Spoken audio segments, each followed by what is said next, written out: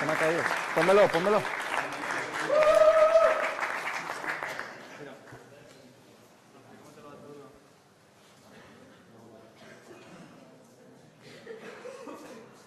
I have to stay in the middle. You said the judges are over there. We have to talk separately. The judges.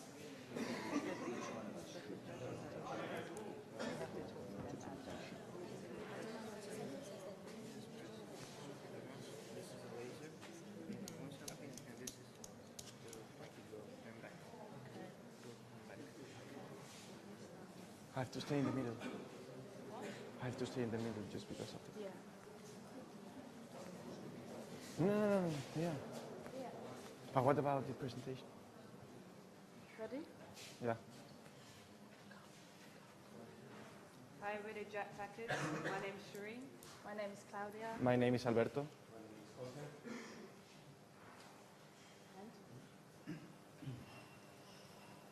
We're in the business of tourism.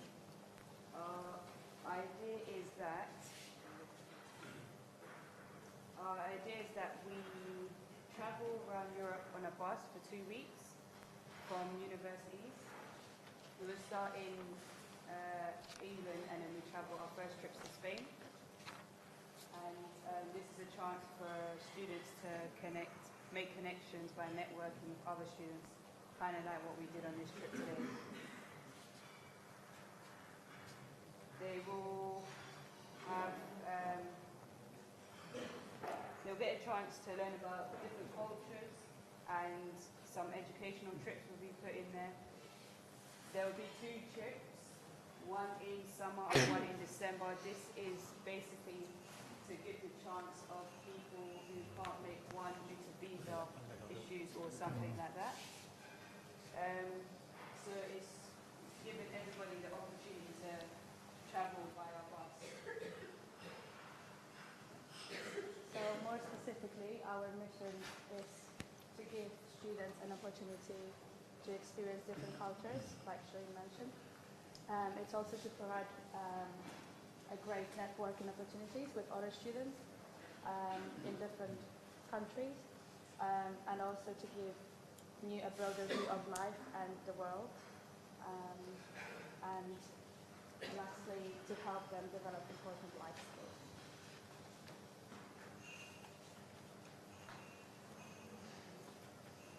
So all students who are in the education system will be able to join the tour. No matter what age, sex, religion, anything, everybody is welcome. Ideally, we want people who are interested in learning, traveling, want to make better connections, and enjoy different experiences. Enjoy seeing different locations and doing activities.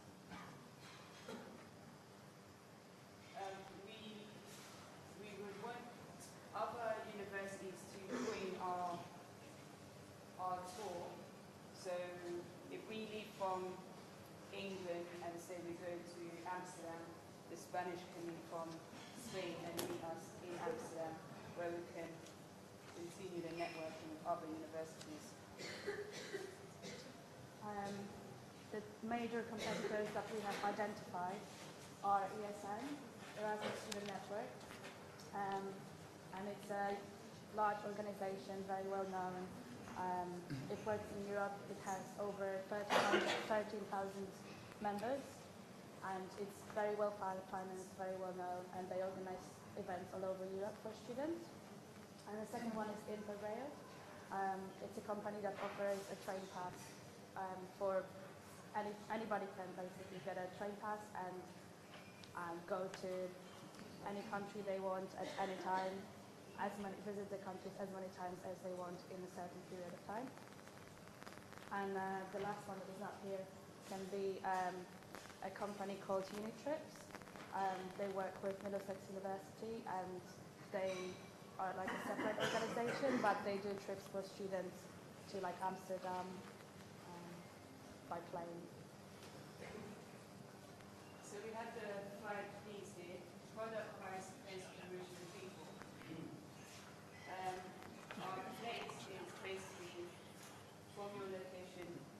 on the location, travelling by bus. We'll be promoting our trips by Freshers Week. If you're not aware of Freshers Week, it's the first 2-3 weeks that you join the university.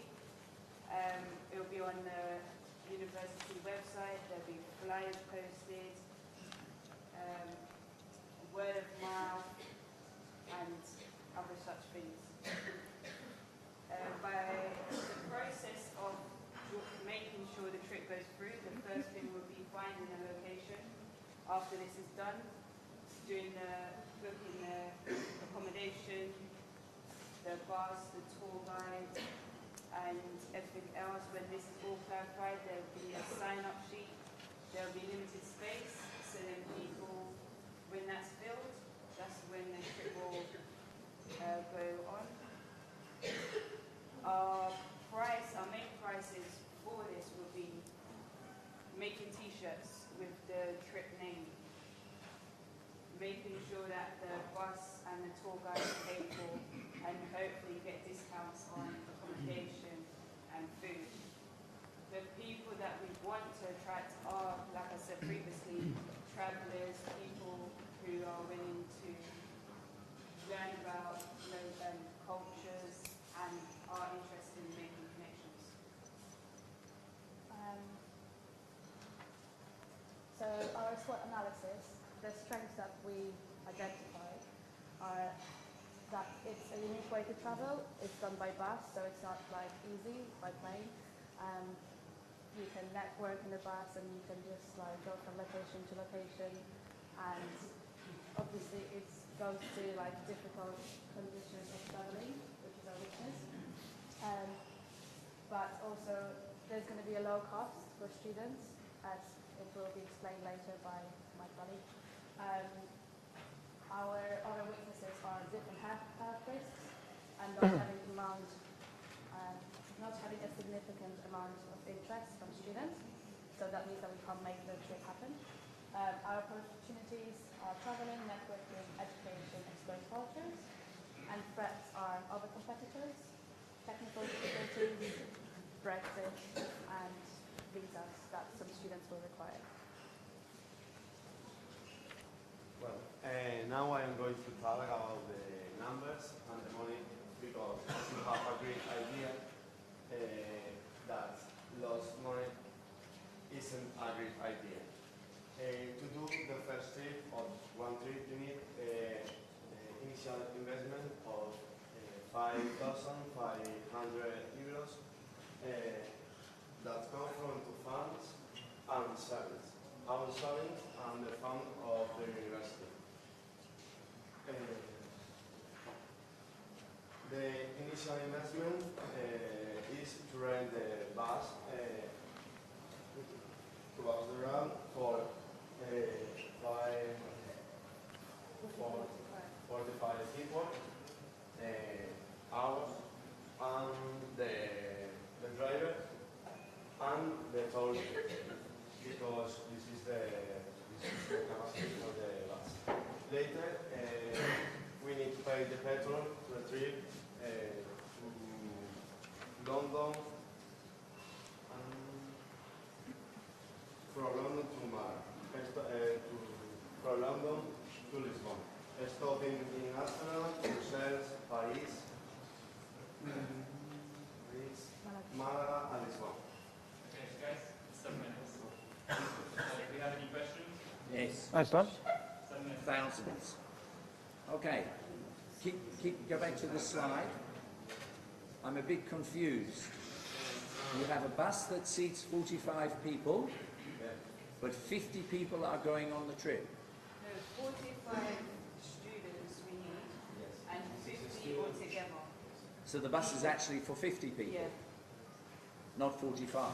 45 Students. Okay, because it looks like the bus is. It looks like the bus is for 45 people, but 50 people are going. Okay.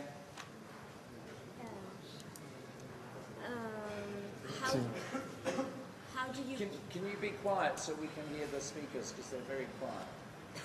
how do you plan to recruit students for this trip? So there'll be promotions throughout the months leading up to August, which will be the first trip. So that will be, like I said, in Freshers Week. That's the starting date. So there'll be flyers, there'll be t-shirts, we'll be wearing t-shirts. There'll be newsletters on the website. Flyers. To make sure it's fully. Okay, my question is that like those, that number 4, the new 4 are also going on a trip, or what does that mean? Like 4 plus Yeah, 4 of you. So you are going to join each trip, Yeah. which is going to be. And what about if you will not get 45 students? What you are going to do? This is the pessimist view. This is optimistic. So we thought optimistic and pessimistic. So for doing the business, we need from 30 to 36 persons who wants to join us. If we don't get those students, we won't do it, or we will do it later. Okay, you will postpone Yeah. the trip. Okay, I have a question. How will you stop this becoming a big pub crawl? Because pub crawl is all in one city. No, but you have 45 students on the bus, and our experience here is that the majority of your time is spent in the pub drinking. Yeah. There'll be activities. How are you going to stop it happening? Because you're talking about this learning life skills, educational. But you can learn skills at the... In the pub. Yeah.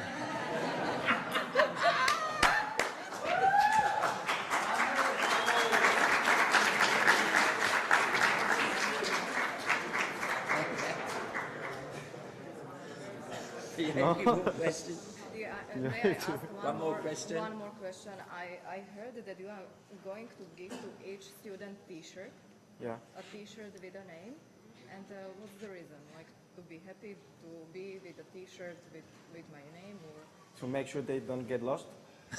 One T-shirt for 2 weeks. Not one, no. Ah, yeah.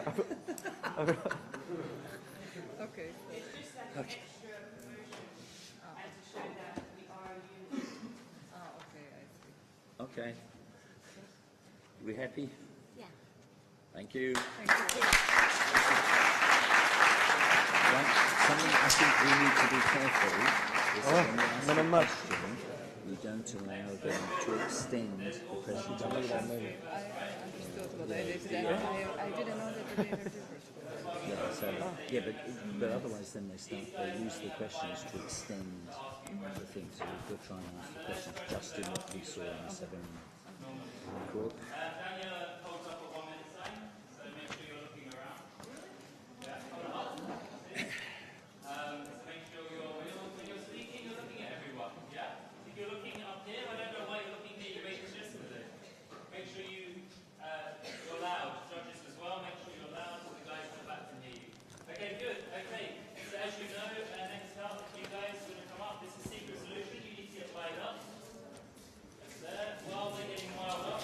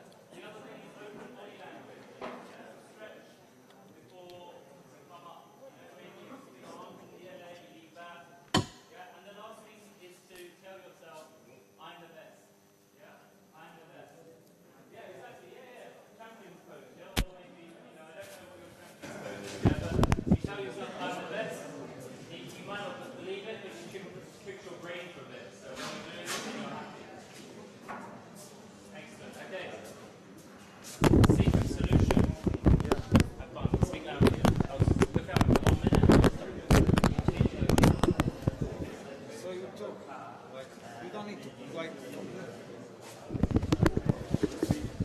Yeah, just come closer.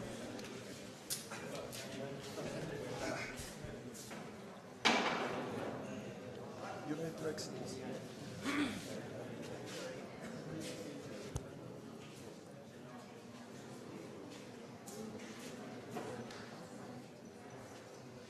Okay.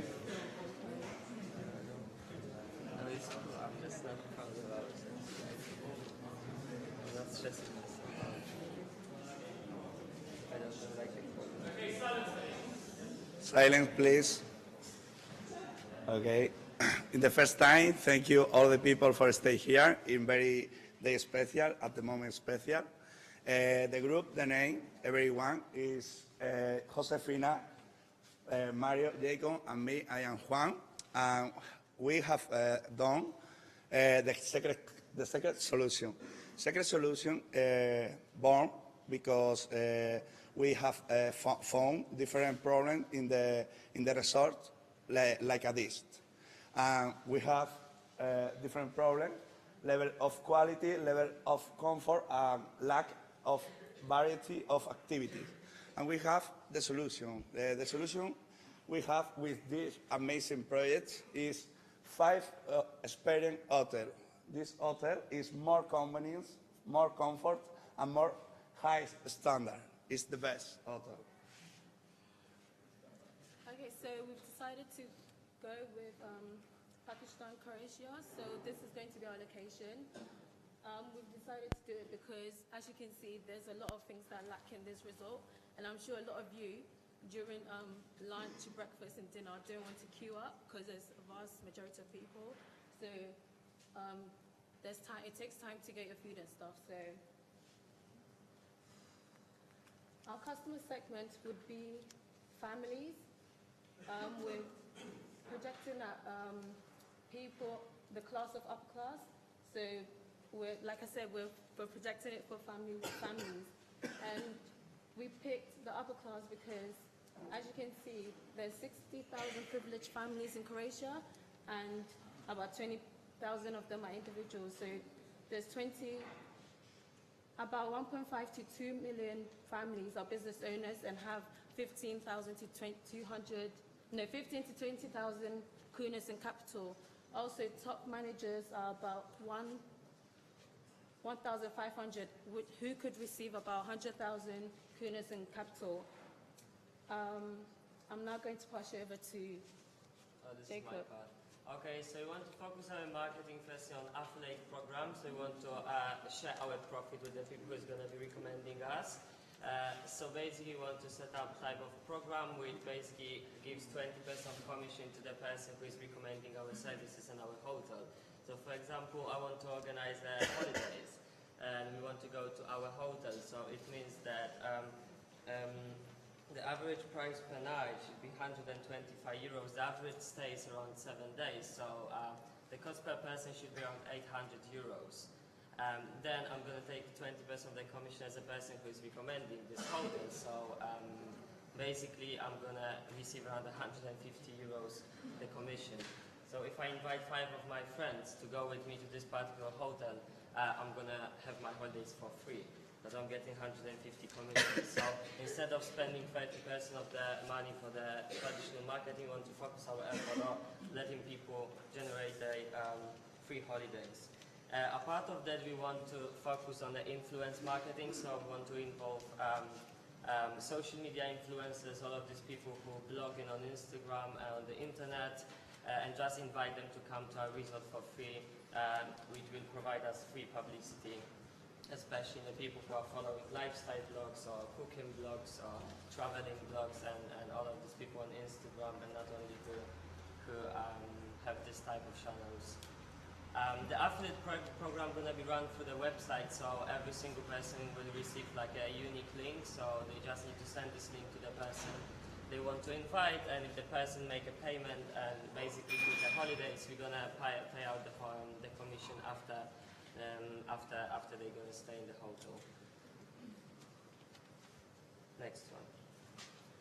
So our main strengths would be effective service, strong management team, comfort, convenience, and innovation. Our weakness could be ineffective promotion. Opportunities should be product and service expansion and partnership with other resorts. Our main threats: competition, lower cost competitors, price wars, and economic slowdown. Next one, please. Okay, so in terms of the budgeting, we had a look on the business model of this hotel, and it looks like average price per person per night is around 55 euros. Can we skip this slide, please? Because we have a bit different figures, so I don't want to distract anyone.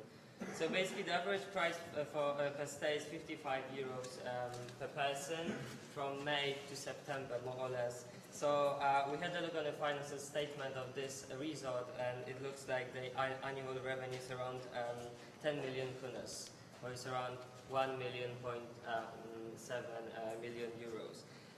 We want to run two types of services, the general huts and the VIP huts. So people who are going to stay as a VIP in our resort, they're going to have a hut closer to the beach. They going to have provided like a little bit of more like free activities, like jet skiing or scuba diving. They're going to have more food in the restaurant, more specific food, like type of sushi and all of this oriental kitchen from different sides of the world, so they can try it out. And the average price per night for the general hut would be around £100, and the VIP one around 150 euros per person.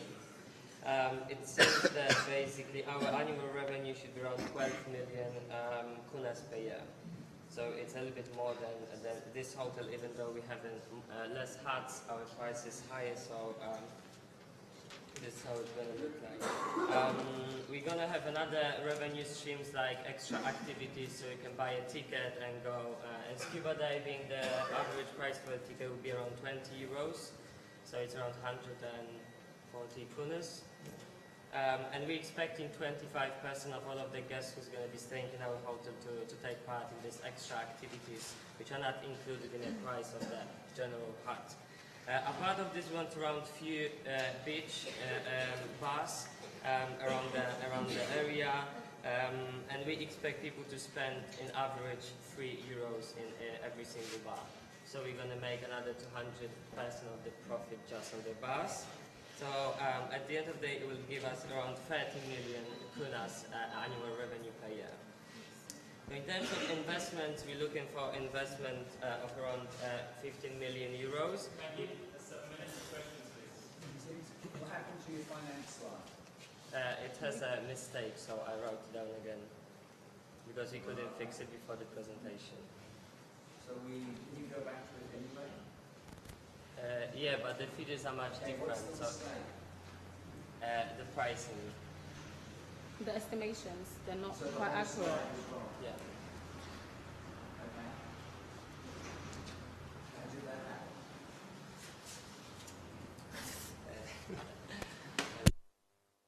Sometimes. We may be investing money here. Okay. I can provide you the paper version within 15 minutes. Question. Okay. Josephine, how did this happen? It was just wrong estimation, and we didn't do our research at the time.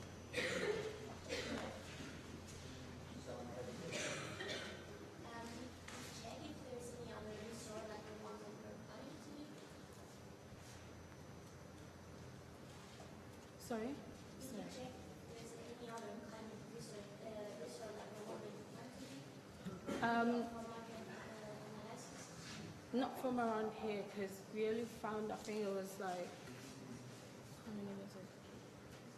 There is around 10 resorts in this area, and they Yeah. all having the same similar standard, Yeah. up to 100 euros per day. But in terms of the quality, they all in average 3 stars resorts. So really then this hotel should make the difference. Yeah, basically. So you're having like a 5-star experience. As I understood well, you are going to have a different price for VIP Yes. client and like common client. Yes. So what's the difference price? VIP will So So the VIP area are going to be closer to the beach. They're going to have provided extra activities for free, one activity per person per day, and the hut's going to be more family friendly. So we're gonna, they're going to look much better. They're going to be slightly bigger, and in terms of the safety, they're going to be prepared for welcoming families. So you don't want to have insects inside and stuff like this. Okay. In your SWOT analysis, you have as a weakness ineffective promotion. Yeah. What does that mean? Because Jacob gave a rather good presentation. Yeah, this is. Because they basically wanted to work with a different marketing agency, so they decided to fire them and hire me. Say again. They basically were planning to hire another marketing agency, but they decided to hire me, so right now this point is not relevant anymore. Okay, and you can see no other weaknesses?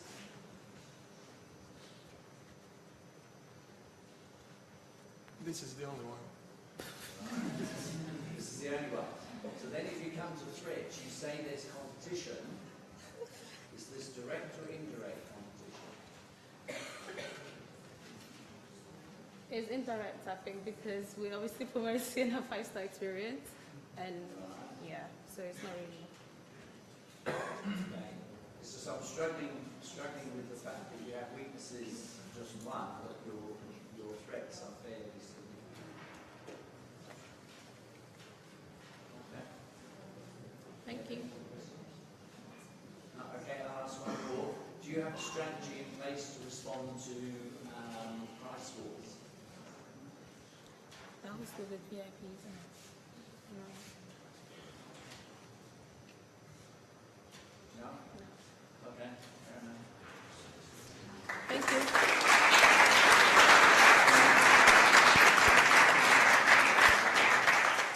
Thank you, Secret Solution. Not so secret now. Okay, so we have the Eagles up next.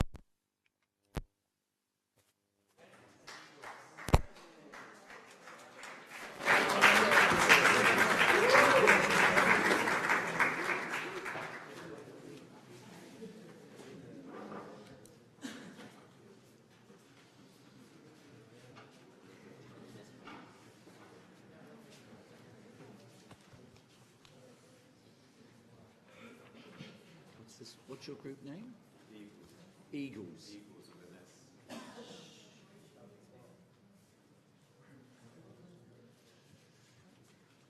Eagles, Shepherd.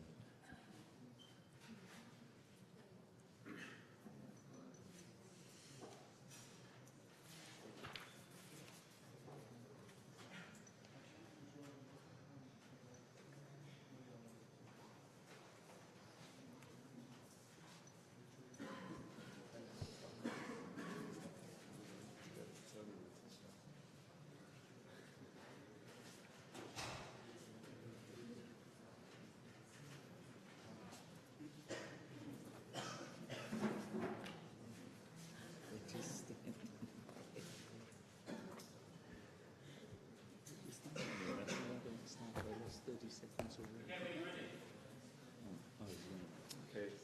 Hello, we're the Eagles, and today I'm introducing Daniel, who has a business, a background in science but a keen interest in business. Angela, who does marketing. Baru, who has a business interest as well as studies business. Has graduated in business. And myself, who has a business background. The project that we're introducing today is an app which looks to solve the problem of networking uncertainty amongst entrepreneurs. We have, or all have, encountered meeting false hope when opportunities have presented themselves. We all know entrepreneurs we'd love to sit down with or would like to exchange ideas or build projects and build reliable relationships, because to build a business is based on the trust that you have from the stakeholders. We are looking for an initial investment of £10,000, 80,000 kuna, to invest in a web app. The application will act as a platform which would enable entrepreneurs to connect to other entrepreneurs that are not only meeting the requirements but are measured on the quality in their skill, as well as the ability to be reliable in their meetings. responding to inquiries, and many other factors. Through this, we aim to paint a clearer picture of each entrepreneur that everyone interacts with on our web app. The web app is called Enter the App, which aims to connect entrepreneurs through this app to give the spotlight to the entrepreneurs that have the entrepreneurial spirit of supporting and working with others. Through this Entre app, we aim to build a platform that allows entrepreneurs to be recognised and to cut down and reduce uncertainty within the entrepreneurial culture.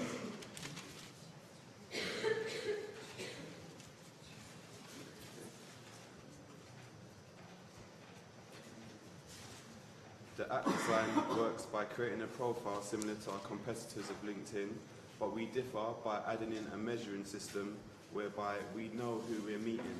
So for example, if I was to meet Angela and she had marketing on her profile, if I sat down with her, I'd assess how accurate she hit every single criteria she's put on her profile, as well as I'd be able to assess her reliability. For example, if she said she could meet me on one day and she cancelled, I'd put no, and through this there'll be a measuring system which will go up and down and show everyone that even though she's reliable, no matter how reliable she is or what she can present you with or what she can do for you, she's only as reliable as meeting you or being able to respond to your inquiries, because we've all experienced or will experience speaking to someone who will provide us with these false hopes. The app will be orientated in London. This is for the reason that it's the most popular or second most popular entrepreneurial place, and we understand the environment. We aim to market the app through partnering with entrepreneurial events, and through this we aim to build brand recognition as well as gain our target audience. We aim to market through social media such as Facebook, LinkedIn, Instagram, Twitter, as well as other social networks to build on their strength to promote our web app. Once we acquire this loan, we aim to invest or spend $5,000 on the web app to make it fully compatible with the actions we fulfill for the users, with £200 to maintain the web and keep it updated every month with users' recommendations. We aim to break even on the 18th month through our stream of revenue, which comes in from the partnerships we establish with entrepreneurs and connecting people to the popular meeting spots, which we will have discounts from, which offers will be put on the web app. And when they're put on the web app, we will basically be paid from the people that we've partnered with to promote through our web. To monitor how much will be owed from each company, we would have a card which has to be scanned to access the discount. So it will total the amount, and we'll know how much to charge, how much we're expecting. We will also receive income through in-app deals, which will basically be providing through giving tickets for events on a discount price, and by promoting them through our web app, we'll be receiving money through this as well. We also will be advertising through other apps. We aim to do this we aim to charge as well after the first 100 subscriptions. It will be £5 per month for every subscriber. And also, we'll provide a resource where we give templates to new users or interested entrepreneurs with online support, as well as somewhere they can meet or good locations to meet entrepreneurs that are willing to meet with them. We aim to have accumulated income to support our future investments, such as creating a CAF orientated or tailored towards entrepreneurs. Through this, we aim to build our streams of income by creating our own events within the CAF. Through the CAF, we aim to have physical support with booths, with 1/3 of the CAF in 5 booths. So you literally have access to entrepreneurs with a wide variety of skills literally outside your doorstep. In a world, this is our slogan, in a world full of uncertainty, we aim to create reliability. Thank you for listening.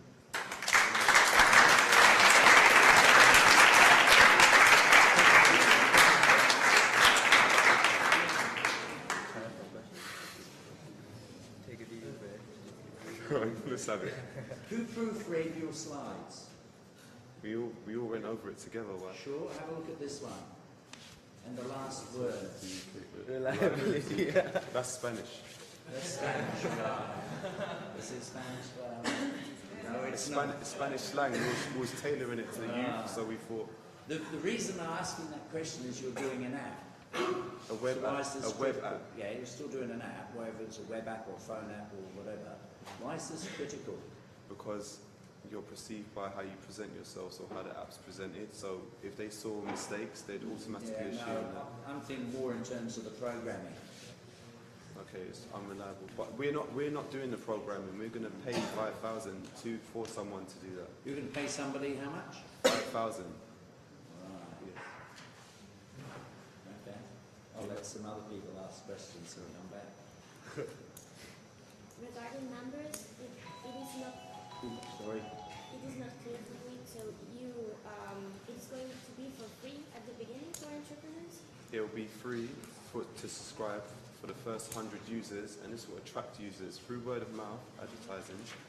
When they start to promote the website, because they can see it's efficient and effective for them, we aim to, after the 100, charge £5 per user, and this is how we aim to gain another source of revenue. Okay. I mean, yeah.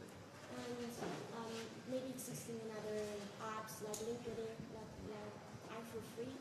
Maybe in this case it would be better to have all the time some free actions, and they make people pay for extras. Yes, we have two customers, one free and another one subscription. Yeah. That make better offers to them. You can be users for free, and if you are more interested in other features, you can subscribe paying £5 per month. We are searching for investors, so definitely could be your potential investors. Okay. And so how you like attract us? It's exploring what you suggested right now. I mean, like, if there's something innovating in comparison with others. The comparison is that we create profiles for people to connect, but it's orientated around entrepreneurs. Now, our competitors, our main competitor, LinkedIn, are orientated around the general business world, or just work in general, and we're orientated around just entrepreneurs.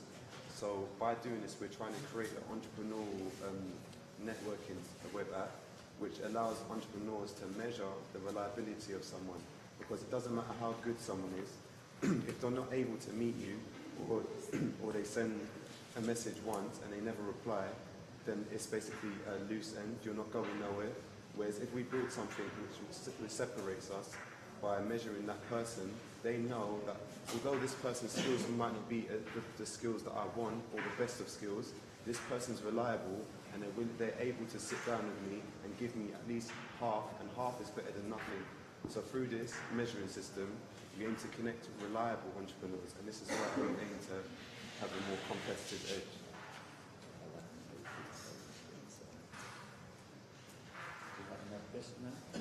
Okay, I've got a couple of questions, but I don't know if I've got time to ask them all, Nathan, because you seem to have a habit of digging holes for yourself. Why government investors? We was considering government investors because we might try to use it to target the youth, like 16 plus entrepreneurs. So if we're going to do that, we want to be going into schools, and the government's likely to fund. So the target market 16 plus entrepreneurs. Yeah, 16 plus people. Okay. Do you know which, in the UK, which age group are the fastest growing and the biggest number of people starting business? Isn't it? You should know, because I told you. It's pretty young. Yeah. Well done. It's 55 and over. That's the biggest market at the moment. The fastest growing number of entrepreneurs are in the 55 years and over age group. So that sort of brings me to my next question. Why would you jump from an app to a cafe? Why don't you just start with the cafe and add the app on? We actually had that thought in mind, but after speaking to other people, literally, they suggested to start off with something more cost friendly, So what the money it would take to run the CAF and put all of these things in place is far outweighed by just creating a web app. And through the web app, you can create brand recognition. And through this brand recognition, when we actually create the CAF, it's going to be able to attract more customers compared to if we create the CAF and we're not able to return the investment. You're going to start generating income immediately on selling coffee and cake. We actually had that. If we was going to basically have it where, do you know how you go on Amazon and you can take it, well, they're doing a project where you take something off the shelf and it automatically charges you. We was going to have it that it's a shop which is just a same shelf, food stuff, and then a few coffee machines. It's not really answering the question, is it? It is, but it is because we were explaining how the cafe will work. We was going to do that, but we changed it because of the investment. It was too high, so we thought we'd start off low and build rather than start off high. That's enough. Yeah. Can I ask one very quick question, or am I too late? Too late. No. Thank you, Eagles.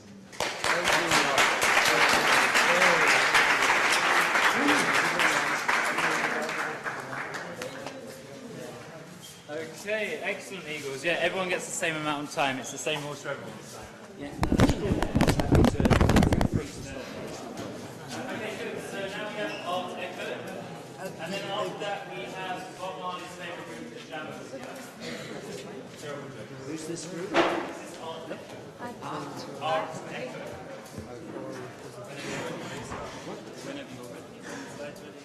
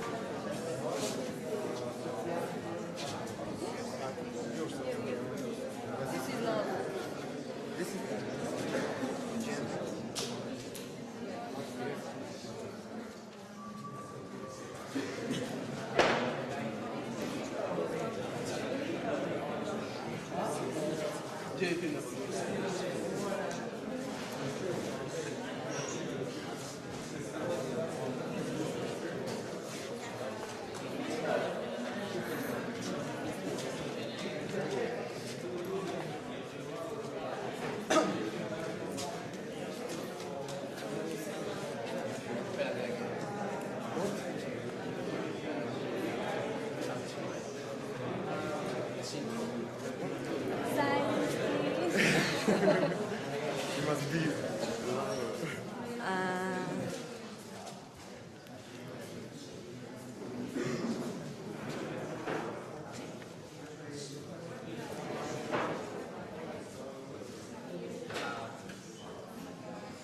Silence, please. So, silence. Thank you.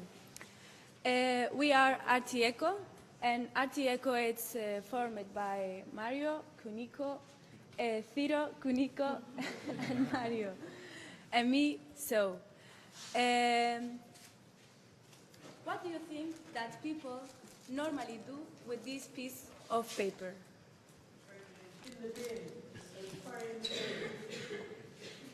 And do you believe in a second opportunity for this, in a second opportunity with value for this piece of paper?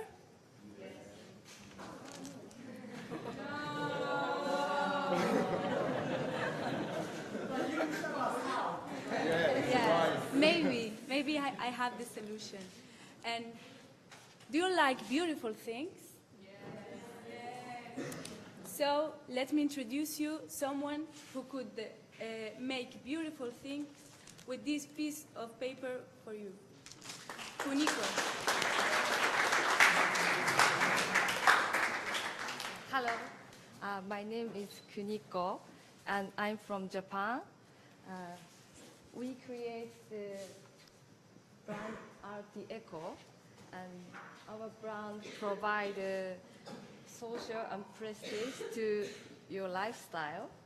And I'm creating lampshade from paper that is unique and timeless design and eco-friendly.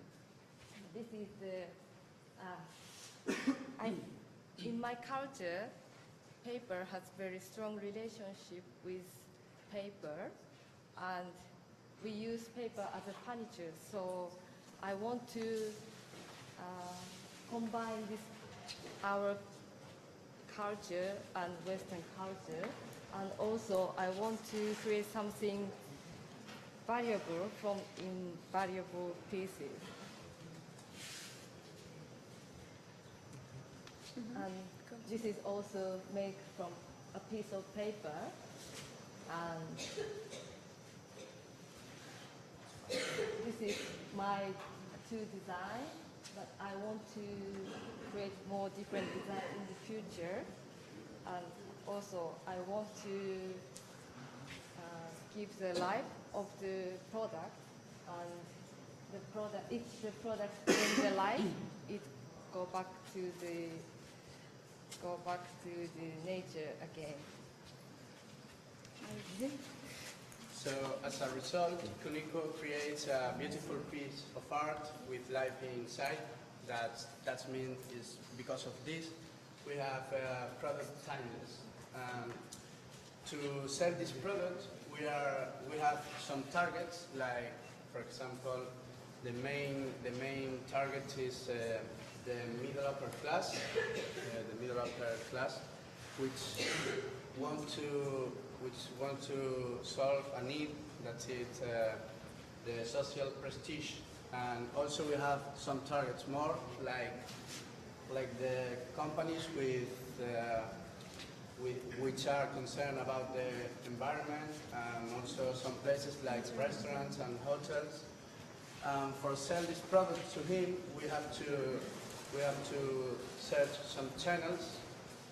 For example, we have the main channels are the art galleries and also the magazines, and to the architects and interior designers too. And finally, Marco is going to speak about the economic terms.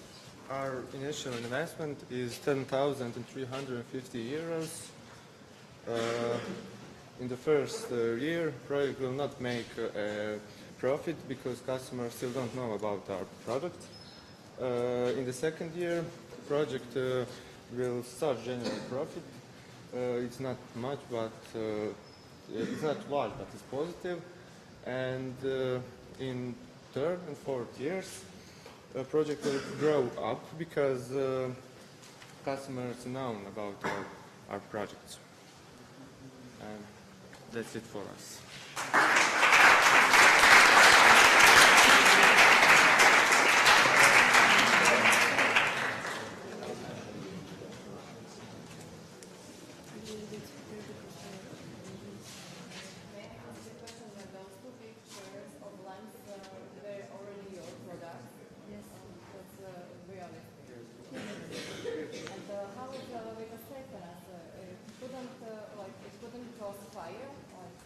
I put the waterproof spray. Okay, there is a protection. Yeah, So protection from the ice. Okay. And how much will cost one of your ones? Because we saw the projection of your profit loss. Yes. The small one is 700 euros. And the production cost or the price? Product, I mean, like. One product, yeah. Yeah, one product. How much will it cost? Or it depends according to the shape or To I don't know. for her, How you make if you want to buy, how much price? yeah, price. The small one is 700 euros, and the big one is 1,300 euros. But the price could be negotiated because we want to build a close relationship with our customers. So at the end, it's the price. It will be negotiated. If they buy, for instance, two lamps or like the same style, like shape. Yeah. Sorry, If you want a personalized lamp with a different shape or something that's match with your living room or your equilibrium. what? Your equilibrium. Can you go back to the costs slide, please? about the losses in the first year? Explain a bit about the losses in the first year. The first year we have a lot of costs about promotion because the customers don't know about our product, and we don't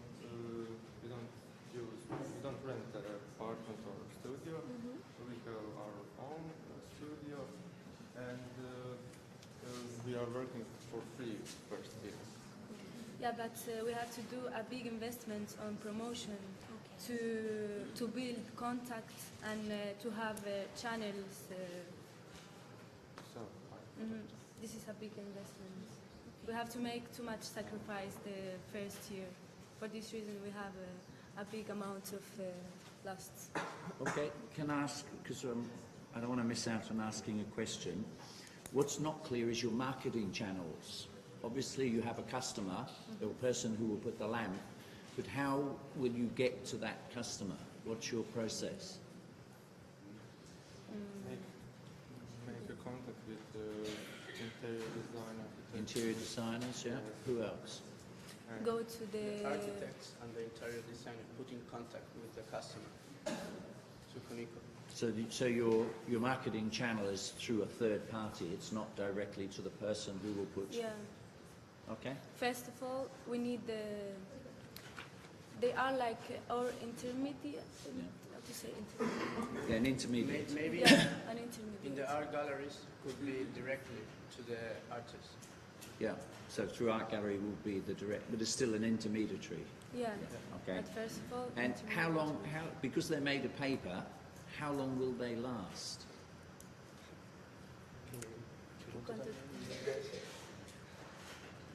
think if it is in the interior, it spend a lot of time, like 100 years. 100 years. Okay. I think so.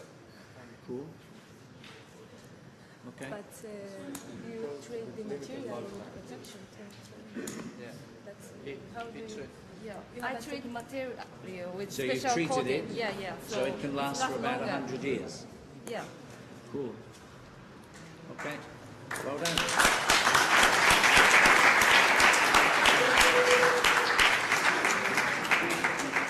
Excellent. Thank you, RT Echo. For those of you that haven't been yet, you've got an advantage because you can hear the question these guys are asking, and then you can think, will they ask me the same questions? Yeah. So really listen to what these guys are asking. So you do have a slight advantage. Next up, we have the Jammers, and after that, we'll have Holistic Consulting Group. The Jammers, everyone.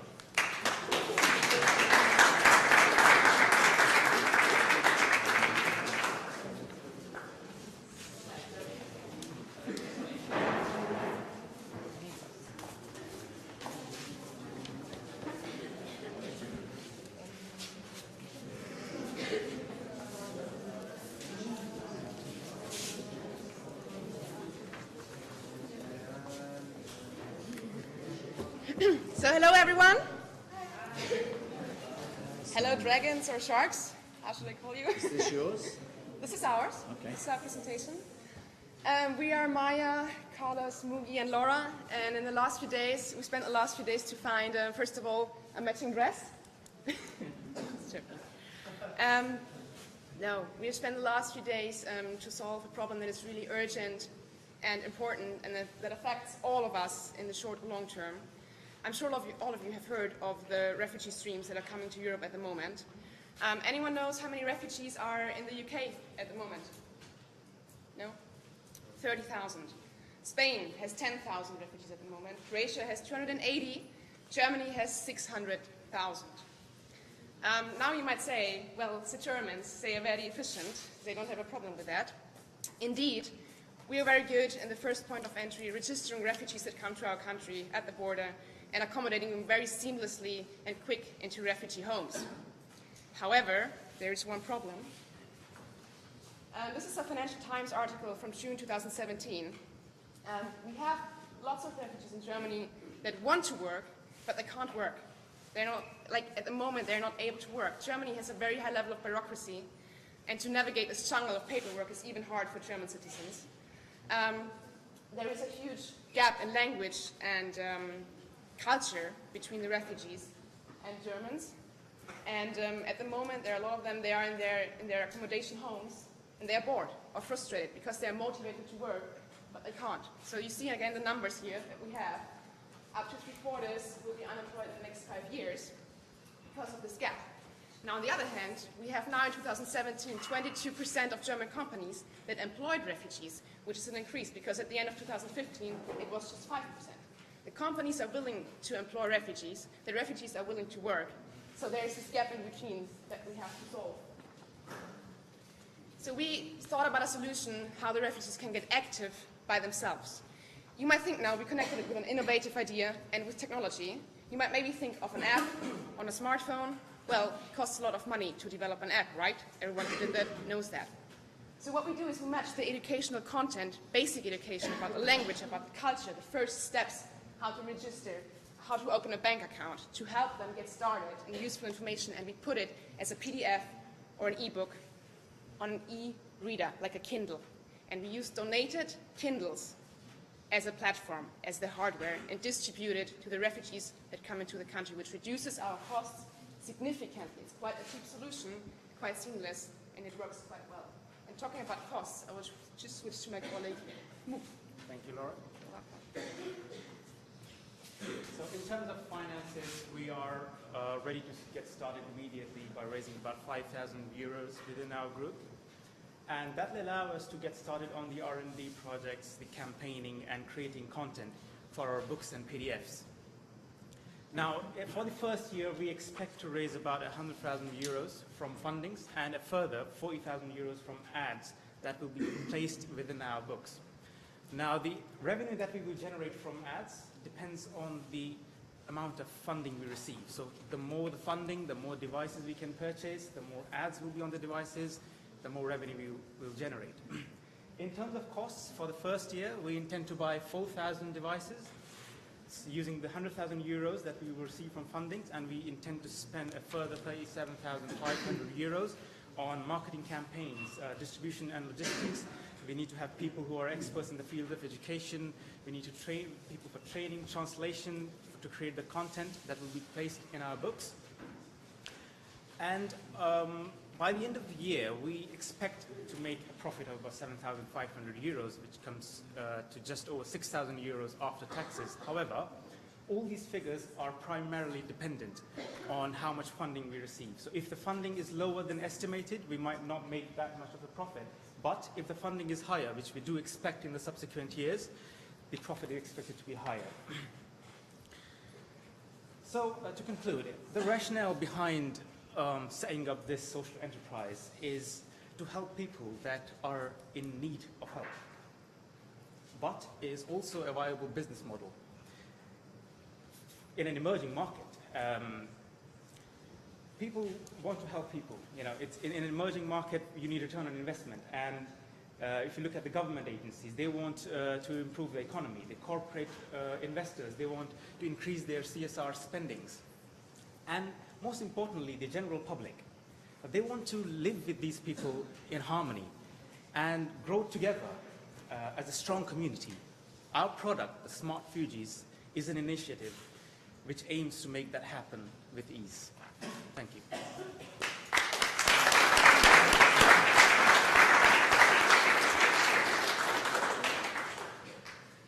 That gives me my first question. What language will the PDFs and the ebooks be in? So we work with educational professionals depending on the amount of money we get. The idea was to make it in the biggest languages at the moment, which is Syrian as far as I know, but slowly develop it into Germany, so to include this learning effect of learning German into the app. So the information on the PDFs and ebooks are really basic, really simple informations that can be, you can compare it maybe with a children's education. So really basic and simple explanations to learn, really intuitive learning, where we'll have to target first of all the most spoken language, which is Syrian as far as I know, and then maybe we can transfer this into include more and more German over time. To be more specific to what you asked, so the first batch of our devices will be 100 devices that we expect to send out after 5 months, roughly. So we know these 100 refugees are coming from a specific country, and we have translators to tailor it for those people. And if the language spoken is Arabic or whatever, we'll have translators to help them. But the language will be German. The primary language of the book will be German with translations. They have 2 sets of in each. Sometimes you have books that have 2 sets. There's German and the local language will help them, because we are intending to place ads within our books. So if we place ads in their language, they can go to those places, and that will help us generate revenue. Yeah, I've got it. Okay, how long would you like to do this business? How long we would like to do this business? Yes. As long as we can. If refugees will learn German language, they can receive this information also from other sources, no? But then we have solved one of the major problems. So as long as the refugees will come into the countries for a longer time. And as you saw at the chances, it is also applicable and scalable to other countries as well. So if you say we solve the problem in Germany, which would be like probably in a few years' time ideal, who knows how it works, and if it works, you can apply it to other countries. Then there is another problem. A friend of mine is a primary school teacher in Germany, children. So you could turn this model a little bit around and tailor it more for children's education. There are many chances to continue this, to use this business model if it proves to be good, and this like MVP that we developed, and apply to different situations. And did you make also some research containing, for instance, the results of the government? Because also governments are trying to deal with this problem, and if you had to somehow the gap to enter. Well, the government is certainly working on the same problem as we do. There are government funds, and we will have, in our campaigning budget, we will have a part that will be for social events, will be for approaching the government and to try to get as much funds and support as we can from the government. And beyond the government, we did some research on corporations that want to invest in companies like us.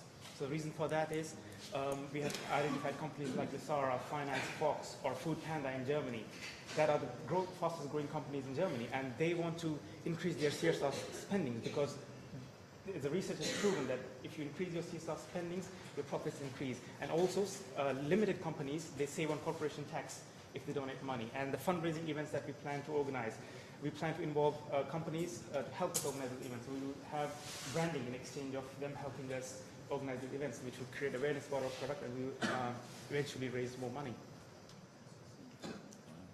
And why Kindles and not smartphones?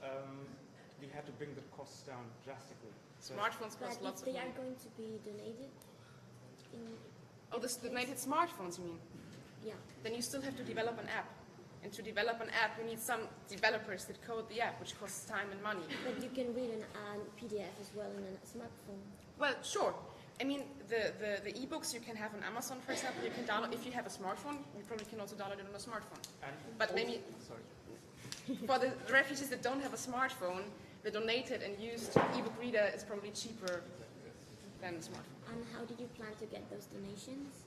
You are going to make a marketing campaign just to get them. So the initial funding we have for that is based on, because we need to organize fundraising events, and we want to partner with companies who, in exchange for branding, will help us organize these fundraising events. Just a word of warning, if you want to live a long and healthy life, don't interrupt Laura. I've seen what she can do to people who interact. Okay, I don't have any more questions. Thank you.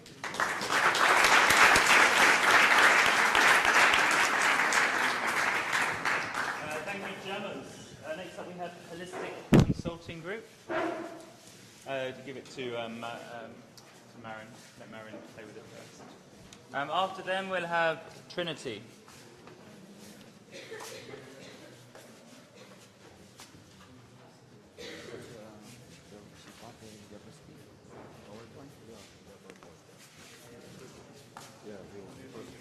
Sorry, this is the name? This one is Holistic Consulting Group. Or HCG for short, maybe.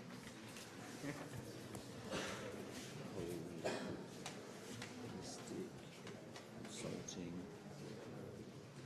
Group, HCG. Previous one? That's it. The previous one? JAMS. JAMEIS.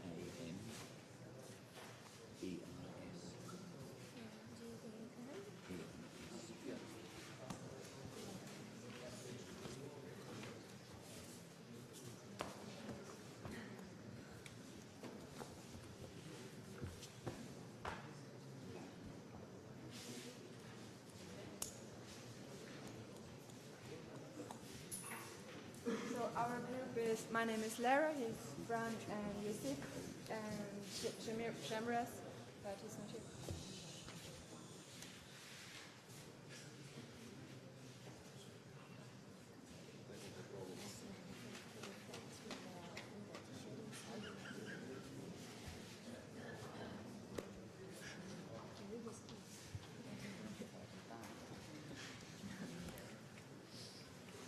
Is it?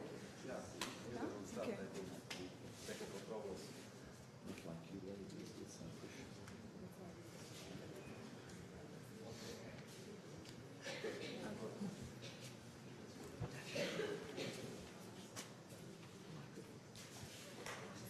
So, when you see this video, what problem comes to your mind? Do you associate with something? Yeah. What problem do you think we're addressing? What? Yeah, let's start the presentation.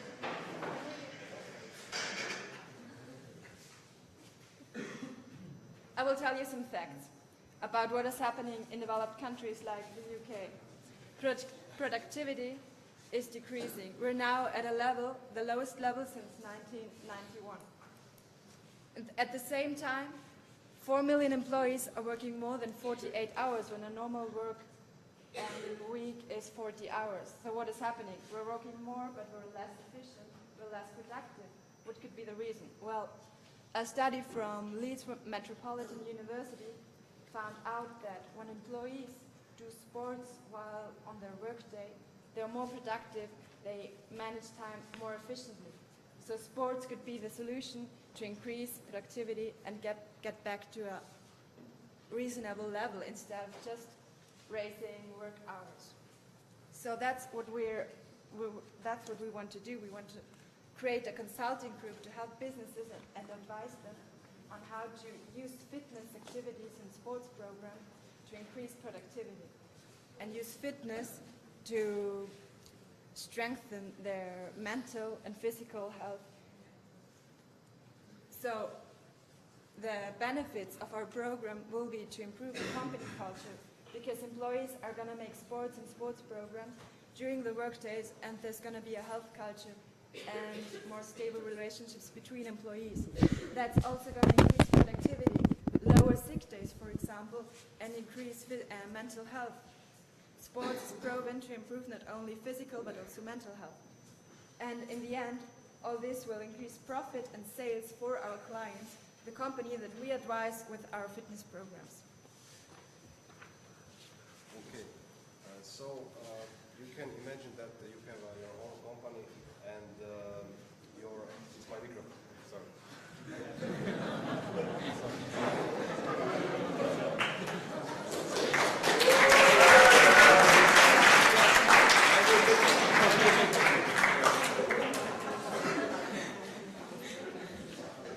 So I like attention. And now you can listen. Okay. Imagine that you have your own company and the organization is but you are not satisfied with the productivity, efficiency, and the high sick days of your employees. So we come to you and we present our service of our consultancy group, which can be described from perspective of process from beginning to end of service. In the first stage, we test your employees, the holistic fit. We can see the condition of body and mind.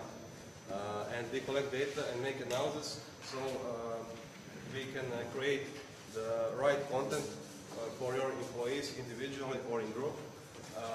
And we are focused on just planning and organization of service. And service is a holistic fitness program. After this second stage, the third stage is realization. The realization is of a plan. It can consists of body and mind exercises, education about healthy food, about exercises, about fitness, and sport team buildings. After realization, we test again your employees holistically fit the body and mind state, and we deliver the results of knowledge. Yeah. So the process can repeatedly start again. So from perspective of organization system, we can say that our company have our co-founders and one expert field employee, which we use mostly for coordination about what is important and which partners is good, which partners is not good, because we are not experts in field of health and medicine. And you can see that our key partners doing all things in a stage of realization of the program, like exercises in fitness centers, nutritionists, physiotherapists. So our organization is focused just on planning and organized service, and all other things we outsource. So our target market consists of medium and large businesses located in the UK or in London, focused on intellectual work, so they office jobs that employ office jobs, and who want to improve employee productivity. So why we choose the UK? Okay, why we choose the UK market, specifically London? Because it has a good business ecosystem, with, for example, 1 million head office in London and 1.3 million employee business in London. In the investment, in the first time, an initial investment of 50,000 is required to start operating. The second point, the payback, it will take 3 years to recover the initial investment. And the last, in the stake, we offer 20%. It is all. Thank you, everybody.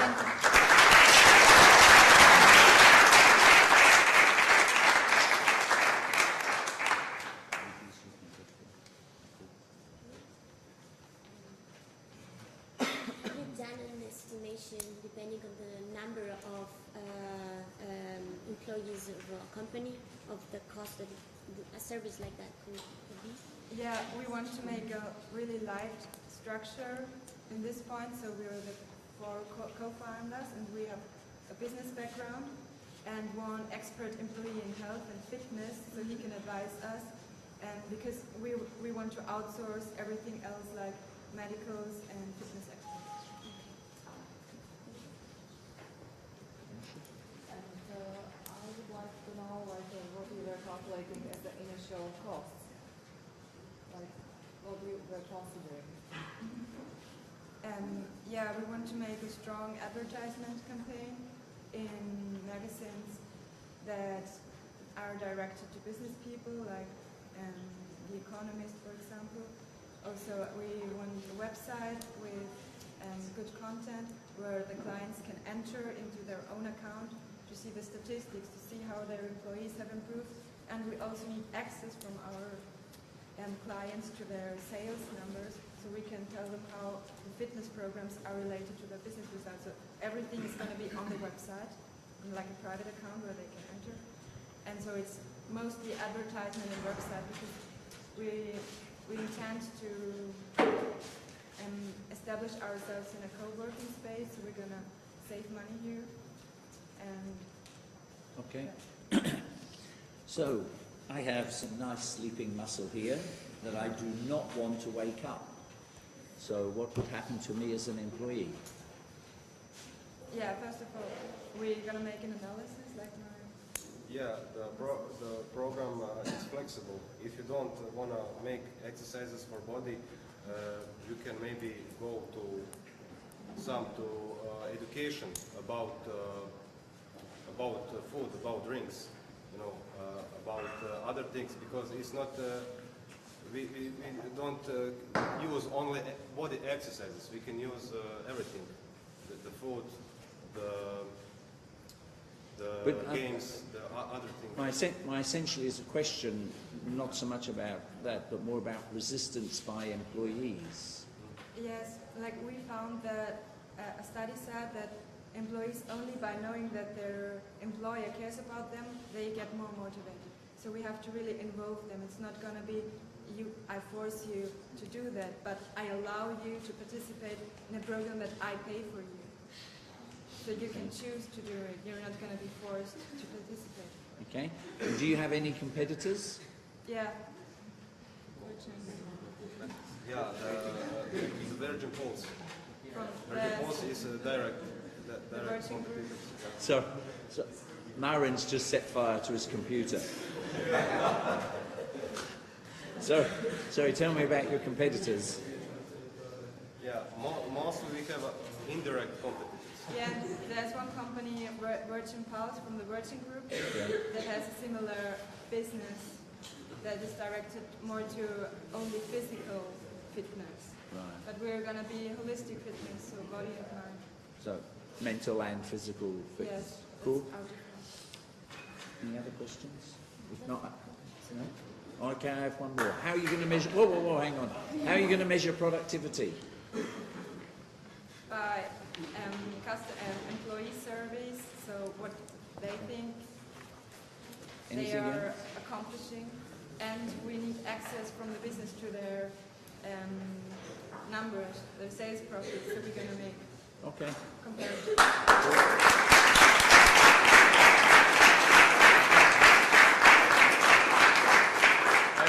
Okay, Trinity, you're up next. Do you want to just come up here for a minute? As you just heard, Marin's computer almost blew up. And as you just saw, he is connected to the main service. Yeah? Everything I tell you about Marin is completely true. He has a very colourful background. Okay, good. So while he's getting ready with the video and presentation, we're going to do a stand-up. how many people whose first language is English here? First language is English. Yeah, so what? Like for all of you guys, speaking in your non-native language is brilliant. I remember the first time I had to give a presentation in Spanish, and I think I slightly shit myself, only a small bit, because speaking to a big group in another language is horrible. Yeah, it's not comfortable first of all, but the only way to get used to it is by practicing. Yeah. I don't know about in Spain. In Croatia it's just starting, but in England we have something called Toastmasters. And they meet every week or 2 weeks, depending on the group. And it's there for you to go and watch people public speak. If you want to participate, you can participate. So it's a really good place where you can go. You don't necessarily know anyone, and you speak about different topics each week, or each month, depending on the frequency of the group. And it gives you the opportunity to practice speaking about a whole range of things in your own language normally. But depending on where you go, we had one in Split, and it was run by me and an Irish guy, and therefore most of the time it was in English. So it gave people the opportunity to publicly speak in English. So look into that. In English, Toastmasters. In Spain, I don't know if there's a similar thing. It could be in Spain as well, Toastmasters. So, and in Croatia, there's not one in Split, there's only one in Zagreb. If you want to set one up, I know Josip and Mamic, and a few others, this Mamic, set one up before, so speak to them if you're interested. How are we doing, Marion? Yeah? 90%? Okay, I'll keep talking. What can I talk about? Any jokes, because all my jokes are pretty dirty. A change of schedule.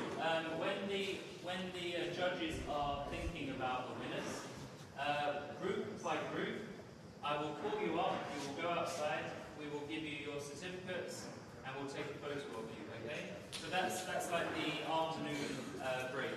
So that's after lunch and after the final presentations. Okay? Good. I do have a lot to say, but tell us a story. What do you want to know about? Like at the Toastmasters. Okay, give me a topic. Falling off the boat. Yeah. Falling off the boat. Okay, so I hired this luxury yacht, yeah, 1,000 euros a minute, because I'm pretty low to you. And I thought, who am I going to take on this show? Should I take my best mate Jay? No. What about, some business colleagues? No, I'll take my girlfriend. So I invited her. Oh, yeah, I was meant to do that. So I got my girlfriend on this boat. Thought I'd impress her. Yeah, we'd only been together for 3 weeks, and bit by bit, she was a bit impressed, but she thought I was being too flashy. So I said to her, like, okay, well, what do you like? She's like, I prefer rowing boats. Yeah, I prefer rowing boats. They show you're a real man. There's nothing more romantic than being rowed into a lagoon under some beautiful willow trees, maybe with seagulls flying around, crabs singing. Does anyone know the scene of a movie? No, anyway, there we go. Okay, everyone knows the scene. Oh yeah, good, well done. Who said that? Good. Okay, can you sing us the Little Mermaid song? So anyway, I had this voice in my head which was kiss the girl. So as I moved in to kiss the girl, the boat turned over and I fell out the boat.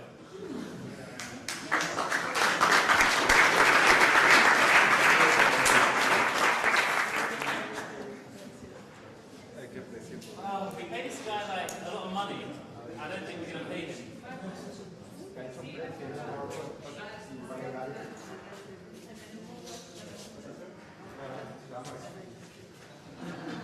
You can go, hold on.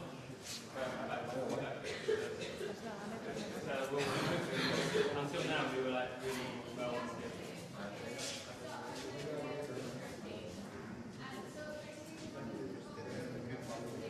Almost.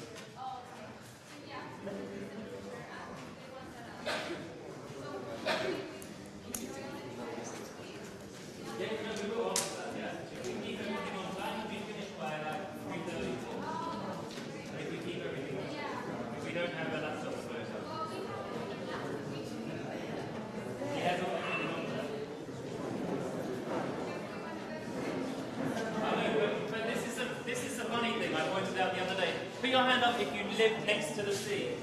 Put your hand up if you live next to the sea. If you live in Malaga, you're next to the sea. Who lives in Malaga? Who lives in Split? Okay, keep your hands up. Keep your hands up.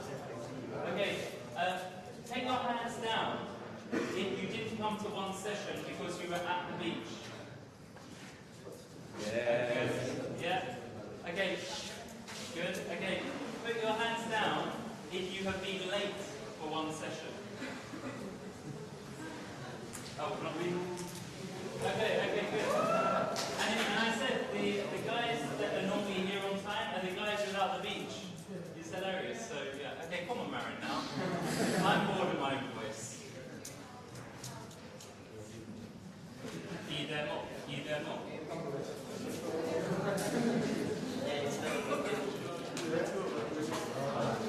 This has been 10 minutes and 35 seconds of my life. I will never get back. Okay, with that?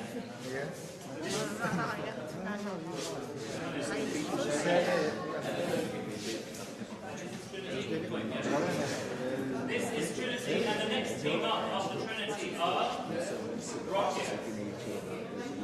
Para antes no se te oye nada. ¿Y cantas? ¿Esto fue?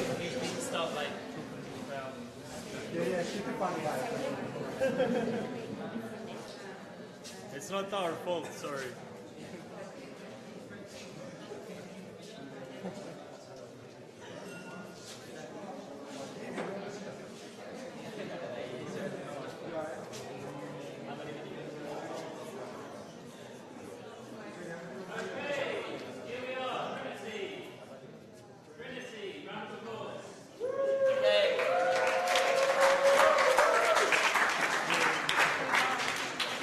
Okay, so can we begin? Can we begin? Yes. Who?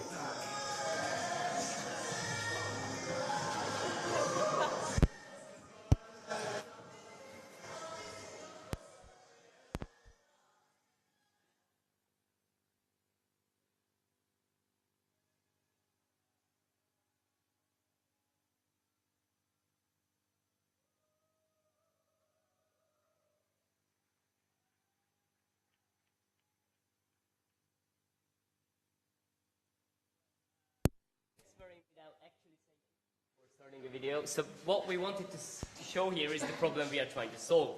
So the problem we are trying to solve is, as you probably guessed, is related to dancing. So with starring Yubo, we made this very short promotional video about what the problem is. So there's a lot of, you've probably seen a lot of people in the clubs, or even when you're like dancing or you're learning how to dance, that they don't sense the rhythm, especially dances like rumba or salsa or tango, which the rhythm is very important when you start. Now, this problem affects not just people who are completely able to dance, but obviously, I mean, don't have no hearing problems, but obviously it affects deaf people. So basically what we're trying to do here is to come up with a solution which grants the ability to sense the rhythm for those people who are able to dance, I mean, who are able to hear properly, and those who have hearing problems or who are deaf. Because the problem itself is that if someone doesn't sense the rhythm, because dancing is normally a joint activity with many people around, it has a strong social aspect, it actually creates fear. So fear is one of the core motivators or emotional motivators for purchases or to come up with or to find a solution to a problem. So basically we've been looking at this issue, how can we encourage people who are shy or even not willing to try dancing anymore because they've been like embarrassed or something. So we've been looking at available technologies because initial idea was a hard drive, like a device. But then we noticed that what is that literally everyone has in his or her pocket nowadays, except Simon. Does anyone knows? It's a smartphone, exactly, yes. So instead of a device, boringly, but I think efficiently, we came up with an app. And to talk more about the app, I would like to pass the word to Hugo, who will go into the technical details. Thank you. So, first thing, we all probably have phones. Yeah, it's Simon. And for our app, in the end, we actually need one of the smartwatches or bracelets. And you can find some like this one. It's only 16 euros. So when you turn on the app and everything, your smart watch listens to the music around and it collects that data and sends it to the app on the phone. Then the phone finds which song it is in its database, and the database sends back the information, the rhythm from that song and the name of the song. And then what phone does is literally it sends, it tells the watch to vibrate at every time the beat comes. So you can synchronize yourself with the song and dance at the same time. That's pretty much it. Yeah. And who's going to pay for this? Will you? No. You don't have time to dance. You are working, studying, drinking. So the main target are people with a lot of free time who is eager to learn, are willing to pay. Mostly teenagers and retired people who is beginning to dance. And when you want to dance, where do you go? To a dance academy, or you watch a tutorial on YouTube? But we are focused on the dance academy. Because the teachers are all the time counting like 1, 2, 3, 4, 1, 2, 3, 4. But with our app, they don't have to. So they can give the students a tip to how to dance properly. So they will improve faster, they will be happier, and they will gain more students.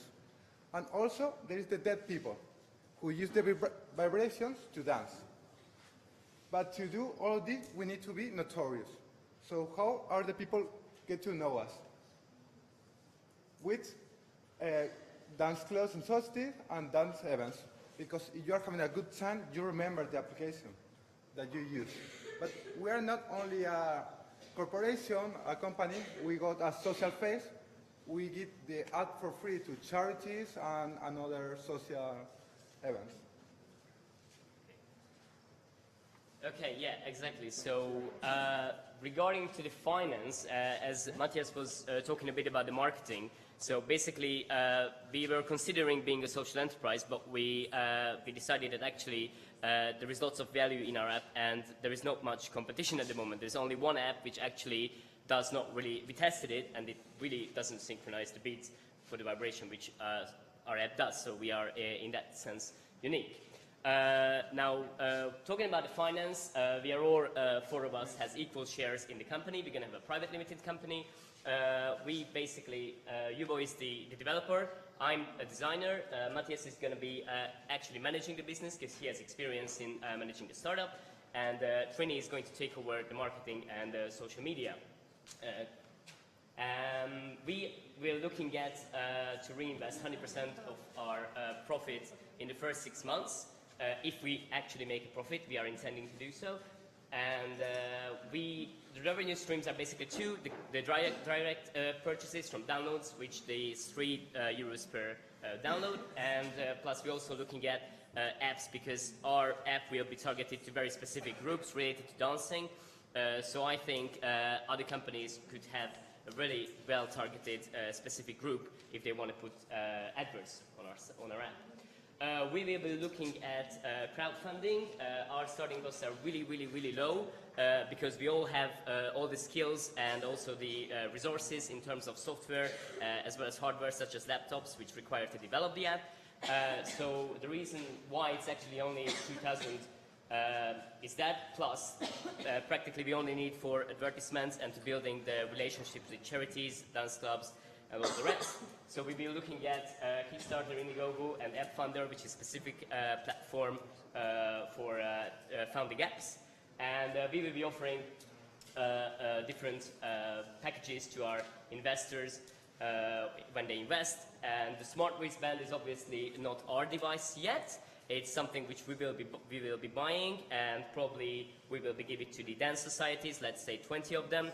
The society pays us, and then they will giving away the app and the wristband for free, for instance.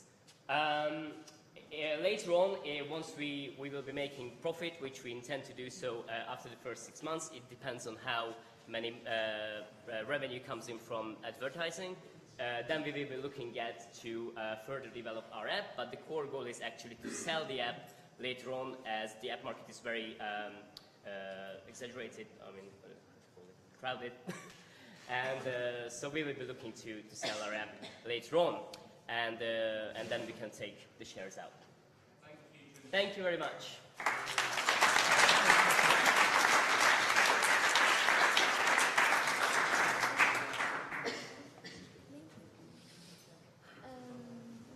So you're planning to make it in two different ways. You can download the app in a smartwatch or buy a bracelet or something You like that? download it on the phone, the App Store.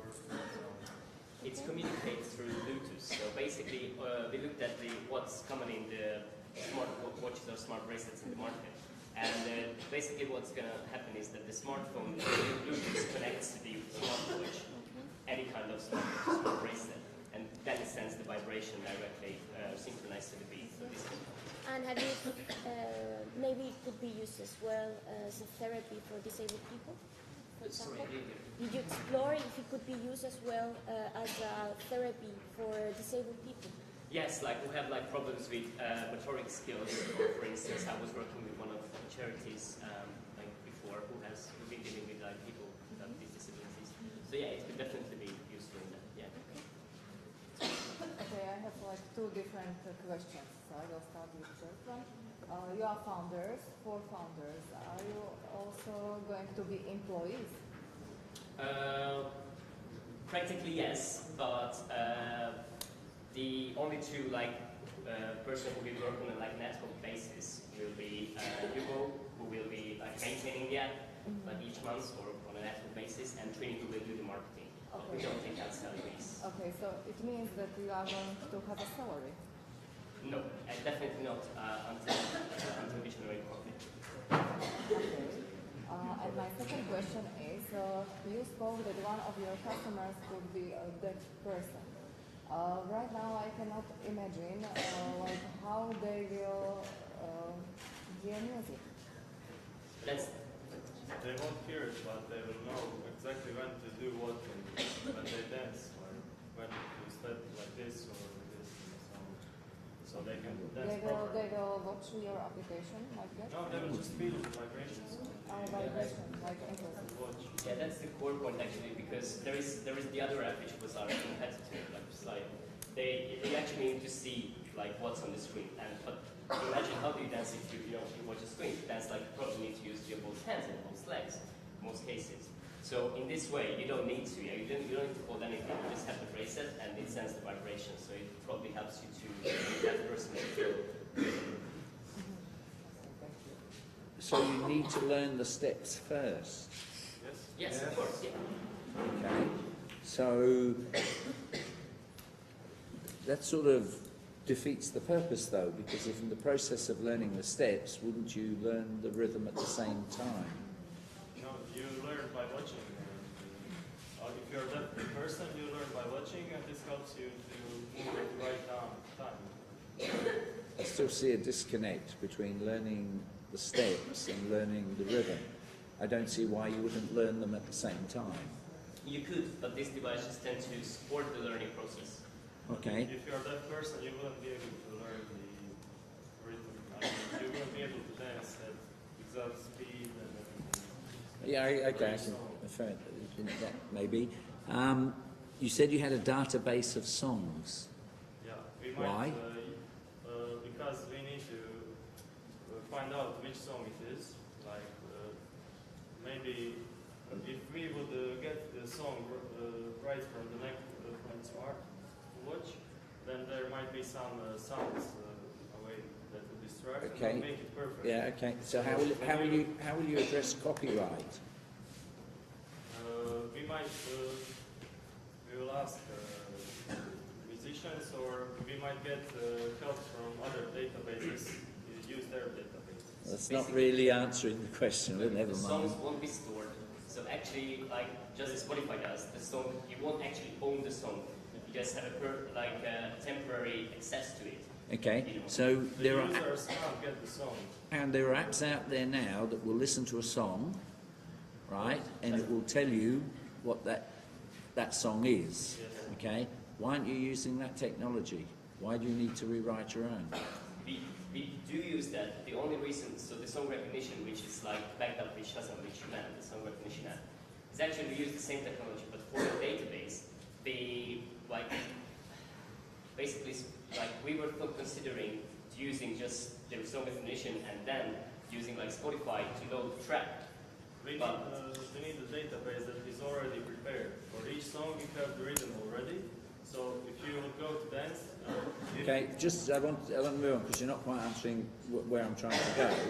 Why do you even need the songs? Why don't you just create? Because it wouldn't be perfect. It wouldn't work correctly. If there's other noises and everything, then the beat might go wrong. So we want it to be correct. Okay. Thank you, Trinity.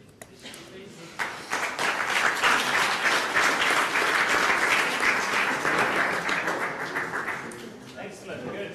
Trinity. Okay, so we have 5 more groups before lunchtime. We've got Rocket next. And then after Rocket, we have Fearless. Where are Fearless? Rocket. Fearless, where are you? Rocket. These are the computers. It's like a reception. Oh, okay.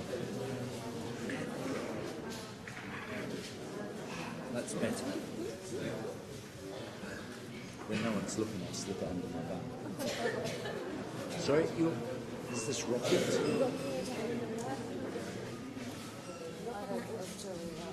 I'm just writing the numbers on the things, and then according to activity, I will identify it because I'm not sure what's going. I haven't kept them in order. I haven't done mine in order. I've done mine in order of those that I think are worth keeping. So he will have a list.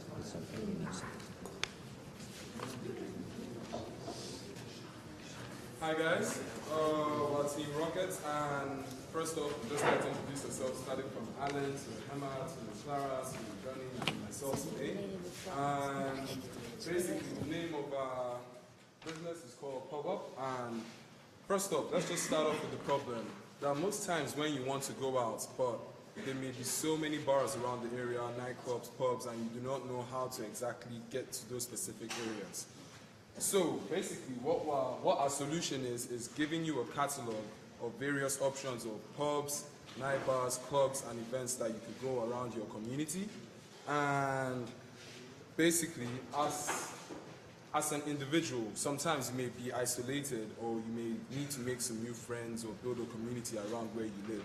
And I think this app that we're coming up with is a very good way to solve the problem because, first off, we are going to imply our goals and missions, which is developing life skills and computer skills for the people who are going to make the application for us, which are students and people from universities. Another aspect of our goals and missions is community building. With the sense of you going out to nightclubs, events, and pubs, well, you get to meet new people, you get to exchange information, learn a bit of culture if they're culturally different from you, and it's just a good way to be more aware of your surroundings and more aware of yourself. Next slide. Okay, so with this application we're making, basically, we have two types of customers, the individual and the business customers. First of all, we want to establish this application in Granada due to the advantages it implies for us. And the individual customers are the students within the area. Well, we're going to hire some developers and mentors who are going to train these students so that they get the life skills and the computer skills. So when they graduate, they'll be able to come out of university and, I mean, it's a very good thing to have on your CV that, well, I helped make an application that's really booming around the area. From the business perspective, the customers are the pubs, the bars, the nightclubs who are looking to gain critical mass and awareness. And if we come up and we tell them that we basically want to advertise your club to as much people around the community, I think it's going to be a really good option for them. Another valuable thing that the bars and amenities will have from this is the information and data they collect, because first off, when you sign up for this, you're going to have to fill out a few questions where you're going to tell them your likes, your interests, the kind of music you like, your favorite artist, and with that, we'll fine-tune it with the database around the clubs in the area. So we decided to set up shop in Granada, and in Granada there are up to 3,500 bars, nightclubs, pubs in the area. And with that, it's a lot. As a student, you may not be able to cover every single area, and you may not know which bar does so and so. So at the end of the day, the likes and interests you put will be very helpful, and it helps narrow down your options so that you know the specific area to go at the specific time, the incentives they offer, and I'm pretty sure it'll be a good way to get everyone moving about the community.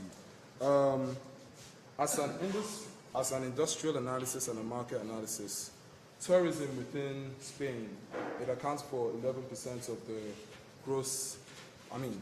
of the GDP, and tourism is a very good way of making money within the area. The direct competitors we have for this business are TripAdvisor, Madrid Party, Fever, and Love Granada. Our indirect competitors are the local advisors who give the information on where to go, pamphlets, flyers that you could get from probably airports, the hotel you're staying in, the university, and so on and so forth. So, next to marketing. So, as SWOT analysis, the strength of this is going to be the demographic. The students and local residents around the same age from 16 to 26, well, that lifestyle entails a lot of outgoing fun and partying. So, at the end of the day, if we were to offer different catalogs and options of places to go at specific times, catering to your like and interest, like a club and pub that plays the kind of music you like, or probably your favorite artist, I'm pretty sure you would want to go. Another strength is the fact that the application is going to be concise, simple, and user-friendly, so you really don't have to break your back to understand how I'm going to use this application. Another strength would be the time and energy cost, because applications are really simple and concise, and the fact that it's user-friendly, it's going to take you probably 30 seconds to 1 minute for you to put down the information and find the necessary bar or club you want to go to. As a weakness, direct booking cannot be done on the app, so it's all in the matter of you just checking the prices of the drinks and the location of the area, and you walk over there. If there's a charge for you to go into the club, then you have to pay, but directly from us, it won't be possible for us to actually put a paying system on it. Also, the categories may not be as extensive because since we're starting in Granada, probably it may not be every single kind of like and interest that caters to the bars around the area. Another thing is, this tourism at times it could be a real seasonal business.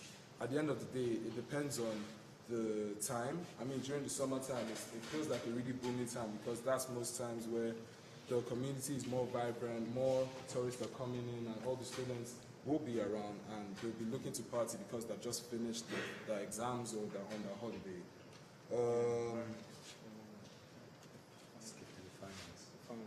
The finance.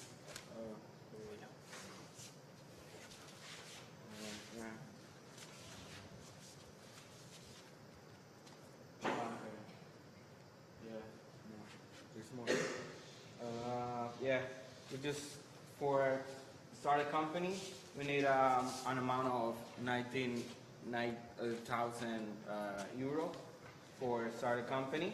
That's going to be for the marketing part, for the designers and developers, and also for the equipment, office equipment.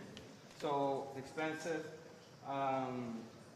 expenses going to be in that year is 61,050 euros at the year, and the revenues projections are going to be 101,000 in that year. At the end, the net profit is going to be 39,211 euros at that year. So that's what we're going to make in the first year. In the second year, we got a projection of 3% of the amount that we make in the first year. Thank you.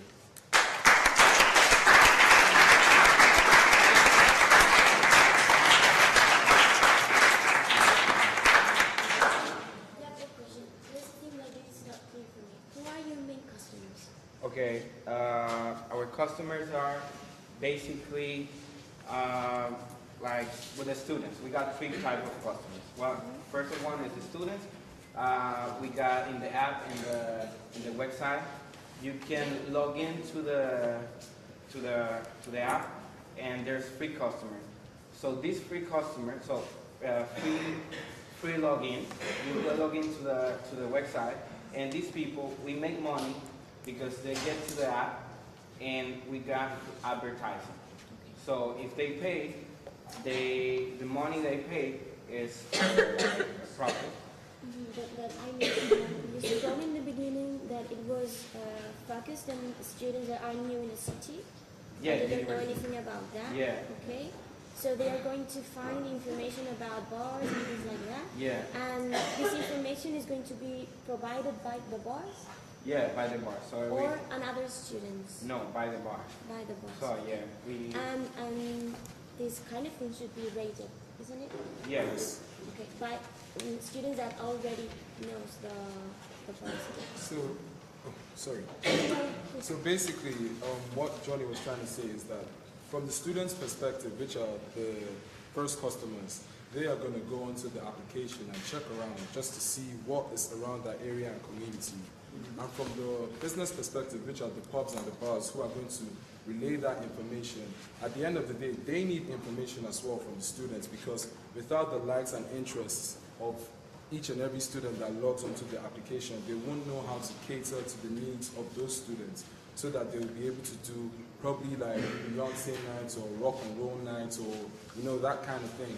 So at the end of the day, like the information and the money that is put into the application by the students when signing up and logging in will be the valuables from their perspective, and also the information that the students are putting will be the valuables from the business perspective, which the bars and the nightclubs will need. Because at the end of the day, if you don't know what the people that are coming into your nightclub like, and are interested in, you won't know how to market around them properly.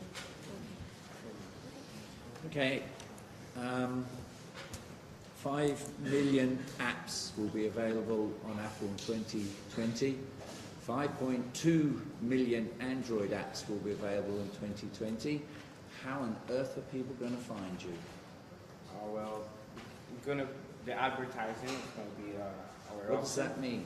The university is going to be the students of the university. Is going to make us like awareness.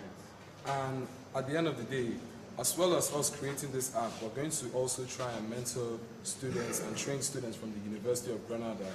And I mean, if it's a good way of giving them an opportunity to learn some life lessons and some computer skills, they'll be telling all their friends around the university about the experience this company gave them.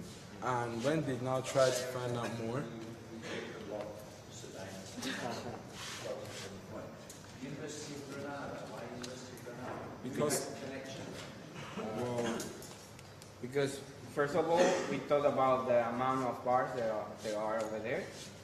It's a great market, and besides that, we're thinking about that. Why not University of Malaga?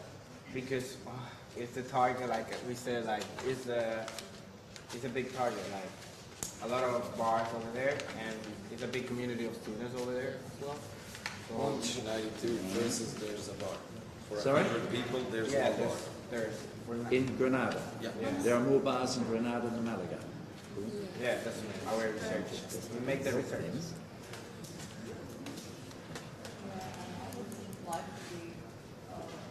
I would like to be informed about your financial numbers. Please, I was somehow amazed that you estimated your expenses and revenues even with 0.55.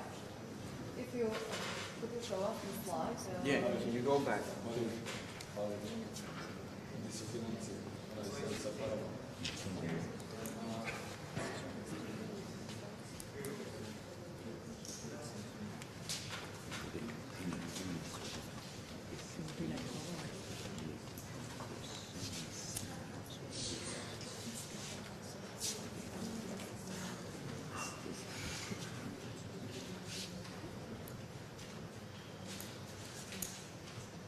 Okay, never mind. I will explain you what I mean. Like your number created by expenses or revenues were even like 0.55, like cents or pounds or whatever. So yeah, exactly. So it means that it must be really huge research before when you were able even to add this information. Yeah, we make the research. We make the percent of bars. We put like percent of like the projections that we think it's going to be for that year, like using, for example, the kind of like the amount of bars there are in Granada, and how much we expected to download the app or go into the website. And okay, so for instance, the revenue projection was made up by the price. Yeah, the price, like we said, the three type of products. First, the advertising for the free users, the premium that we charge for the people that going to download the app, and they want to be premium because we got more offers, discounts, and it's more customized to that person. And the third product is to the bars, that we could giving them information. It's like a marketing company, giving them information about the students. And besides that, we are helping them with the promotion, like advertising on the top of their bar. Okay, I understood. Okay, that's The time. 5 minutes, sorry. Thank you, Rocket.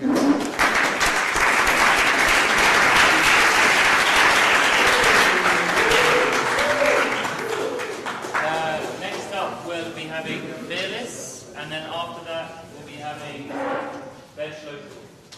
Veg Local. Is that how I say it? Veg Local. Veg Local. So we'll just wait. If you're standing up, if you're participating in standing up, can you sit down, please? Because it's distracting for the groups. This should be disruptive.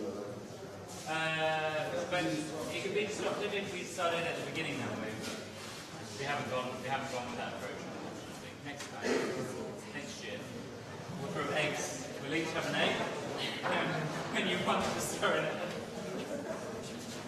A hard-boiled egg as well. That's actually a good idea. Okay. We'll do that next year. We'll do it in Valencia with tomatoes.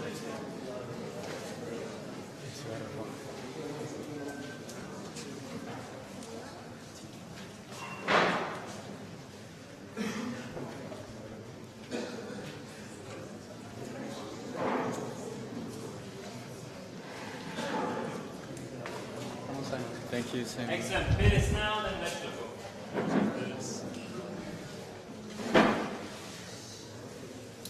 All right. Hello, everyone. I hope you're doing all right. I know it's been a long day. We are the fearless team, Isabel, David, and myself, Sebastian. Unfortunately, Celia is not here with us. She's negotiating a multi-millionaire contract in Norway. It's very good.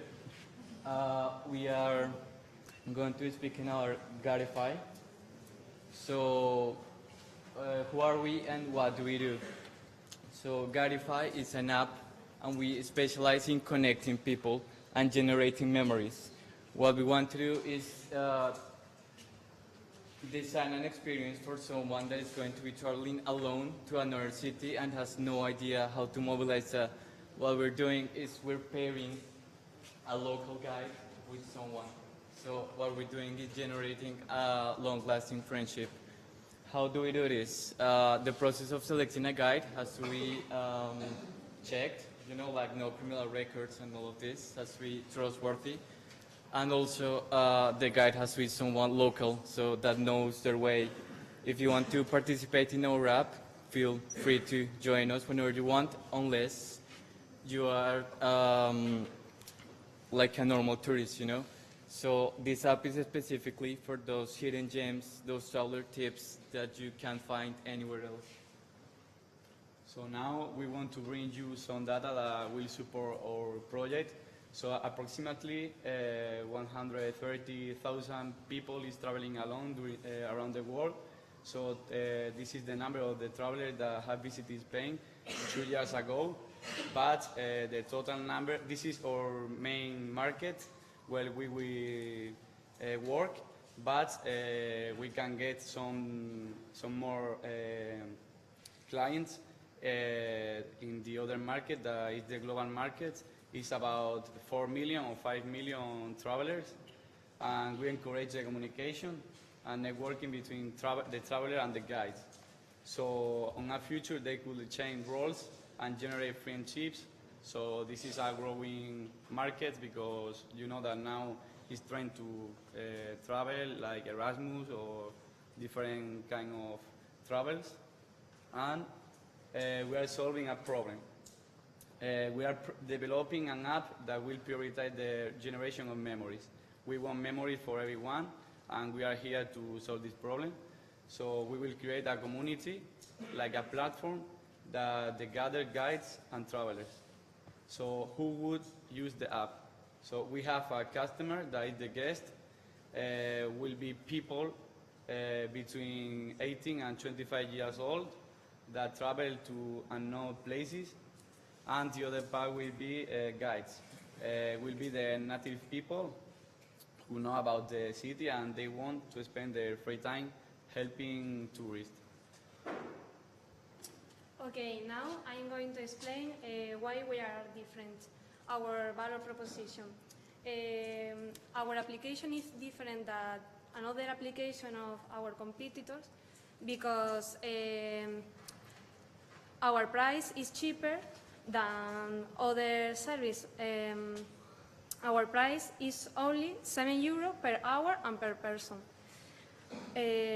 Also, our service is a personal experience, is reliable, and the guest has the possibility of choosing the right guide through the app.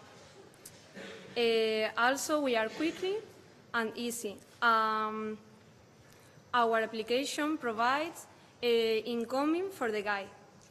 Our marketing strategy is based on social media and Google Quick or pay for click.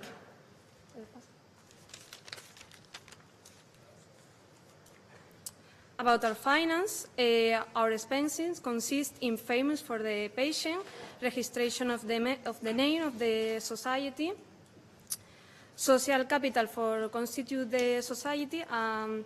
This number in Spain, for example, is 3,000 euro.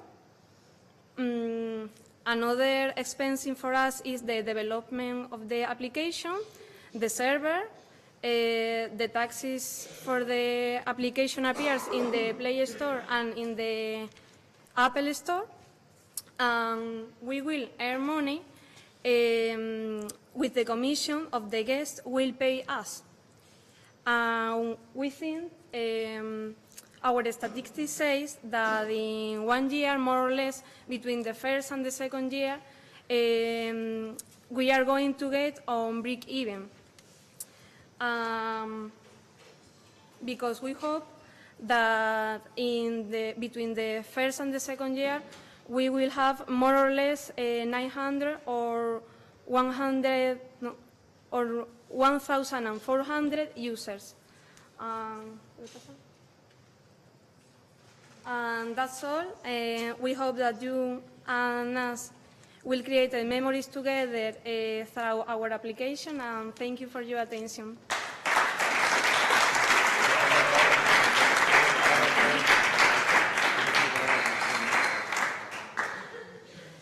SBeA is back from Norway.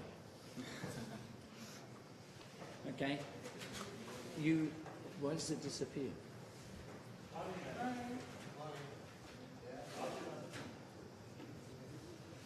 You're too fast, man. Okay, if you go to one of your slides where you have, next one, go back, there, okay. So I'm paying €7 an hour, right? Yes? Yes. How much are you paying the tour guide? Oh no, actually that info is about, that's the rating for a professional guide, so we are trying to make it different. I don't understand. Yeah, so what we're doing is that we cut the rates, so it's not hourly, but just half a day and whole day. So technically speaking, it's going to be cheaper than paying €7 per hour. So the cost to me will be less than £7 an hour? Yes. How much are you paying the guides? We were thinking about, €5. €5 an hour. We are encouraging more the relationship between the guide and the traveler rather than a full-time job. So it's something that you can do when you have free time and earn some money. So how much would the guide get? €5 an hour. Have you done any research on how much private tour guides charge? And what the market rates are? Yeah, I mean, depending on the city. So, for example, in Paris, there is this open bus, and it's the whole day for approximately €60. This is the open bus? Yeah, the open bus. Yeah, but how many people sit on the open bus? You're talking about just 2 people with 1 guide at €5 an hour. Okay? Yeah, so... It's okay. Yeah, well, my question is in the same line, but I think that you cannot use the same pricing everywhere. Maybe you should change this amount from city to another city. And maybe the main problem that you may find is people accepting this amount of money. No, at the beginning, the application is going to be available only in Spain. And this is the price for Spain only. Even in Spain, it's not the same going to Barcelona than going to a little town. So maybe you should think on setting a price per city. Maybe. Okay, were you also exploring if something like this business idea doesn't exist already? The closest one is with Airbnb. There's something called Airbnb experiences, which they're selling a specific experience, like just going fishing with I don't know, with Sebastian, let's say. But these plans are way too specific and are related more to the city itself. What we're trying to do is another kind of tourism, which is not the common one. We just make you feel part of the city, another citizen. Okay, have you ever heard about couchsurfing? Yes. Yeah. What's the difference then? Well, it depends more on the like the approach we're getting. So yeah, it's going to depend more on how we're going to be communicating the whole idea, because it's so we'll have to take that into account. I'm one of the couchsurfers, so I know how it works, and I think that this would somehow. Okay, marketing strategy, social media. How much do you think that's going to cost you? I am giving my services as a graphic designer and branding. So generating a campaign with all the graphics and everything is going to be like from my part. Also, we want to encourage that every picture you take, encouraging a hashtag and all of this, so we can gain more awareness in social You're not media. really answering the question. Yeah, like the marketing is going to be... Social media, how much will it cost you to use it? Alright, so if you want to go with Facebook, Facebook is charging approximately 50 euros per month for an ad. And also with the pay-per-click, we're going to be paying a percentage each time. Are there any other costs involved? No, I think that... So who's going to maintain your Facebook, and how are you going to pay them? I'm in charge on that, all of that area, so it's at the beginning just donating my time at first. So you'll have another job so you can feed and clothe yourself? Yeah, job part-time. Thank you, guys.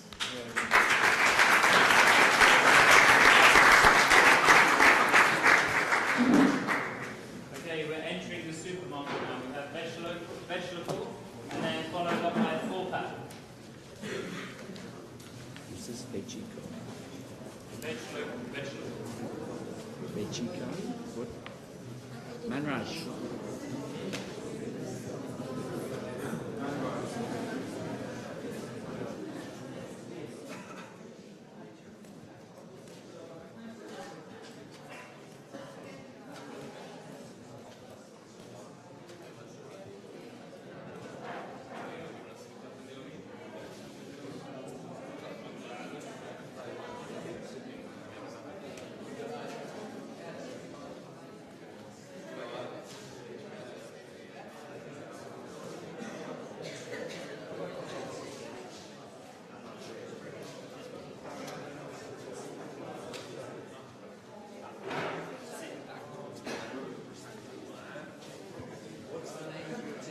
Veg local.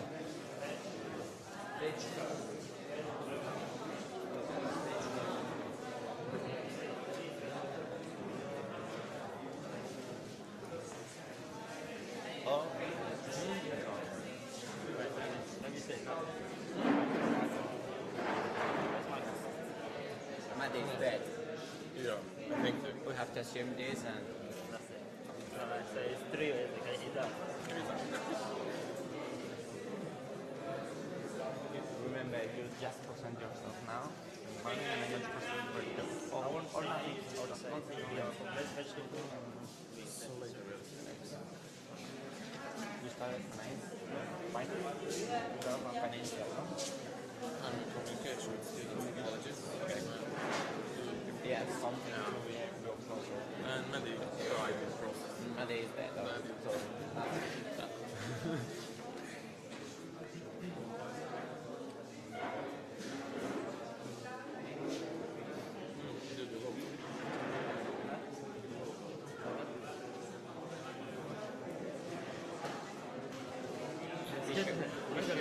No, the first one is blank.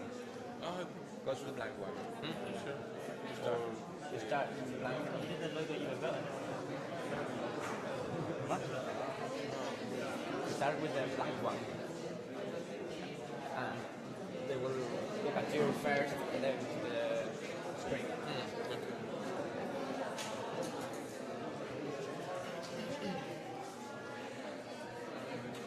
Okay,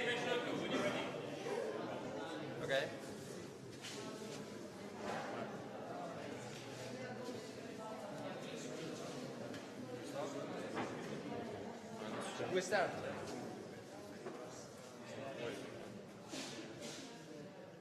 Okay.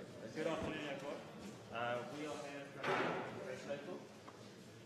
So let's start off with some problems we identified. So we start off with students. Students are so focused on getting achievement, they forget about the learning experience on the way. They forget about learning knowledge, gaining new skills on the way. And then we have elderly. In the UK, the elderly has big houses with big gardens, but they have a lot of problems, and they can maintain them, and they have to move to flats. So, in the last ages, they have to move from their loved house, and they have to abandon them because they are not able. They have back issues, and they have to move. So we have found a solution that he will explain to connect the student with free time to the elderly. So this is our business model. We are very local in the middle. Our first point of contact is to contact elderly and see if they're willing to give up space for their garden, which is currently unused because of their back issues. And then from that, we will tell them that we're going to fund this and attract students. Students will garden for them. What students will gain from that, they'll gain knowledge and skills, determination to work. They can put something like that on their CV, that they do voluntary work, and in return, they'll plant for the elderly. The elderly will get to keep 20% of vegetables grown in their garden for free. As well as that, we'll maintain their garden in terms of cutting the hedges, blowing them all. And then on top of that, we'll go to local markets. So local markets, how are they connected to us? Students pick up the plant. They will have two sacks. So one sack will be for good vegetables, and one sack will be for damaged vegetables. So all the vegetables will go in different containers. Then the van will transport them to the local markets, which we make the deal with them. So local markets will sell it later to the customers. So what's with the damaged vegetables? The positive side is that we are developing a CSR, so corporate social responsibility, because all of the damaged vegetables will donate it to the charity, so they will later pass it to the poor and socially endangered people. We are also getting organic food. So the good side for our business is that our prices would be a lot cheaper because we are practically getting free. We are practically getting free vegetables, so we have a big margin to deal with the markets. So talking about the marketing side, we're going to focus on our free target market, which is our first customer. Our first market is colleges. So how are we going to attract the colleges? We're going to give them the promise of giving them experience. As you can tell, an important fact is that practical work in the UK has decreased fourfold in the last 10 years, according to Forbes. This has prompted people moving from primary sector jobs in towards the tertiary sector jobs. But primary sector jobs are still valued in the UK. As in, how are you going to eat? How are you going to eat? Our second market is the elderly. So the elderly will be up for this, obviously, because they're getting the garden maintained free of charge. They're getting to keep free organic vegetables growing right in their garden. How fresh could it be? It's literally picked 20 minutes ago, and they could cook with it straight away. And then our third market is the local market. So obviously, we're practically getting the vegetables for free of charge, or very minimal cost. So this will be transferred onto the local markets, where if they have a deal with us to buy all of the vegetables, we could get a very good price in terms of economies of scale. Well, this is the team that will run out this idea. Is composed by Manrak, me, and Herboye, and Maddie, who we expect he is alive. We don't know where he is, but we hope he's alive. Now I want to talk about the budget. To start our business, we need 16,000 euros pounds because we need to pay the equipment to start with the schools, and we need the seats that are variable costs with the rentals and other costs that are less important, but for us it means a lot of money. So this is our projection where we are going to make profit in month 6. Once we have covered our startup costs, which include the lawnmowers, uniforms which should have our design on it, and caps, and water bottles, stuff like that, from there, then onwards is profit. And after 3 years, we're expected to take £3,000. Obviously, this will be reinvested as well. We are developing a scheme where employees, the students that work voluntary, could potentially get a full-time job with us. And on top of that, we'll give out prizes for the best vegetables. So they're going to take pictures, hashtag Instagram, and then we'll see which one is the nicest vegetables, and we'll give them a prize. So future plans. In the future, we are willing to expand our company in many sites. We will first expand it to whole England, and later, if it's going well, we will expand it to whole Europe.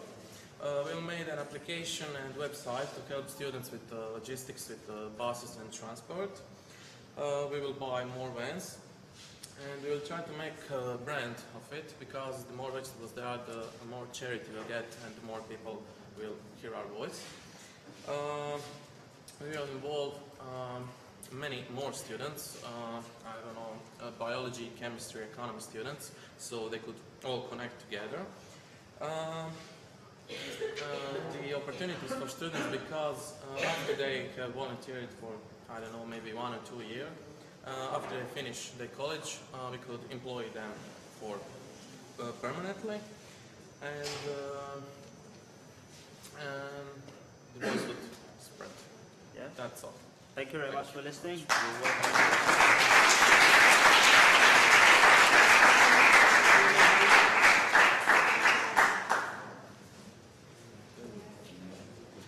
Guys, maybe you mentioned that maybe I didn't understand well. Those gardens, as you mentioned, you are going to buy or you are going to rent? We're not paying them.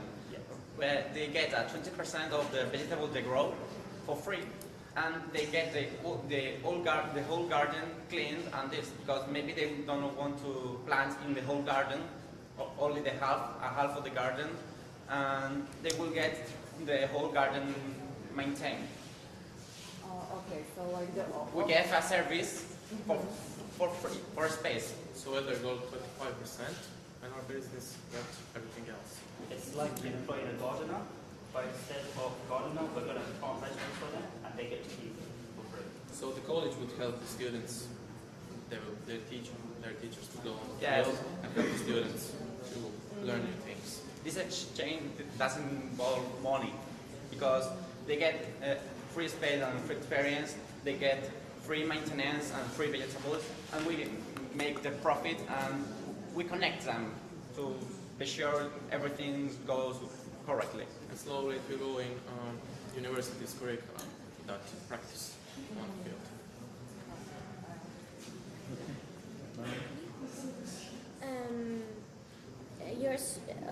Who's going to teach the students and or the other people how to deal with the garden? Yeah.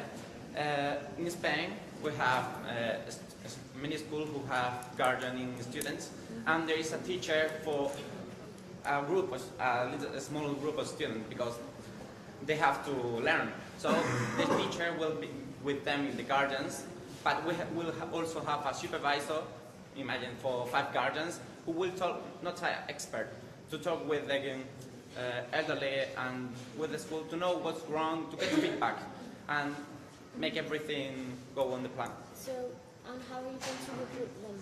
No? How are you going to recruit them? How are you going to find, I mean, you're going to pay them, you're going to... No, we will go to through the colleges. Yeah, because personally, and they give us students, so they got free experience. this is oriented to school without enough space. So they get the free space and they go to teach so there. you're solving the problem of the school at the same Yeah. time? Yes. Okay. This is the idea, because there are many schools that haven't got enough space to all the students, so they go there and teach there. So it's like solving a problem for the colleges and... Okay, because we've got to get the question. You're far too nice. Let me just clarify this. This is a charity. No. No. It's a business. It's a business. Okay, and you're the shareholders. Yeah. Okay, so then you have no labour costs. Minimal labour costs. Well, no labour costs No, but this start because will the have- students are doing it for free. Yeah. Only seats. Minimal we. Wait. Let me get to We the do have point labour here. costs, but we've got 2 supervisors. So hang on. So you have no labour costs. You have no land costs because you're using somebody else's land, right? Is there any ethical issue here?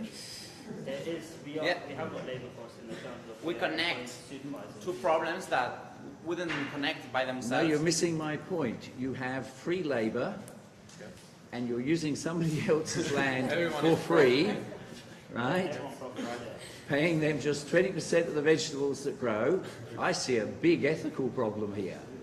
Yeah, but you have to think that you have to. What we do is connect a problem of the college with the problem of the people that don't have to pay a gardener. If I was a student, my problem would be finding paid work, not unpaid work. Yeah, but this is not work. This is. This is not work. No. Listen, come to London. I have an allotment. It's 10 metres by 10 metres, and you can spend 2 hours on my allotment and then tell me this is not work. Yeah, but they are studying gardening. They know what they are studying. Imagine you are studying. I'm not disputing what they're studying. I still see a huge ethical problem in essentially, to me, slave labour. And you're taking somebody else's property for free. No, but it's not for free. Voluntary work is really underrated in the UK. If you put that on your CV, I would that dispute is- that, but because I do work with national trusts, so Fair enough. So national trusts survive entirely on voluntary labour. But at last, there is nothing for free because you get free space, and they get the vegetables and free maintenance. We have to mix And free everything experience together to get because more knowledge. the elderly want to go to college and say, "Come with me. We are having supervisors and this." An amazing business model if it works. Thank you. Thank you.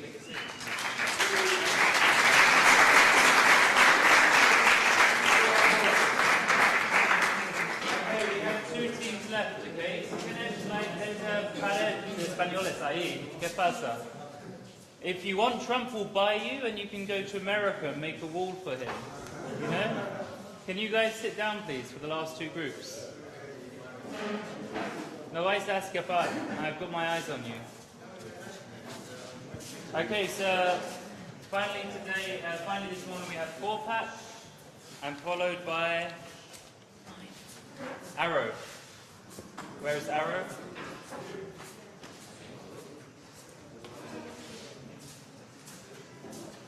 So 4-pack, are you ready? And for Arrow, we have to use it. Not this one. So you have to mute. 4-pack, round of applause.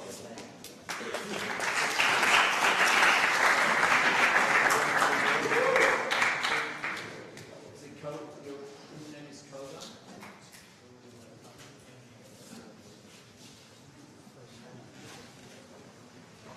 Okay.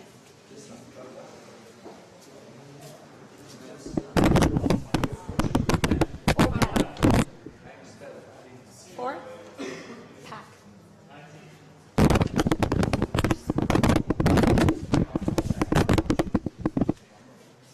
Okay.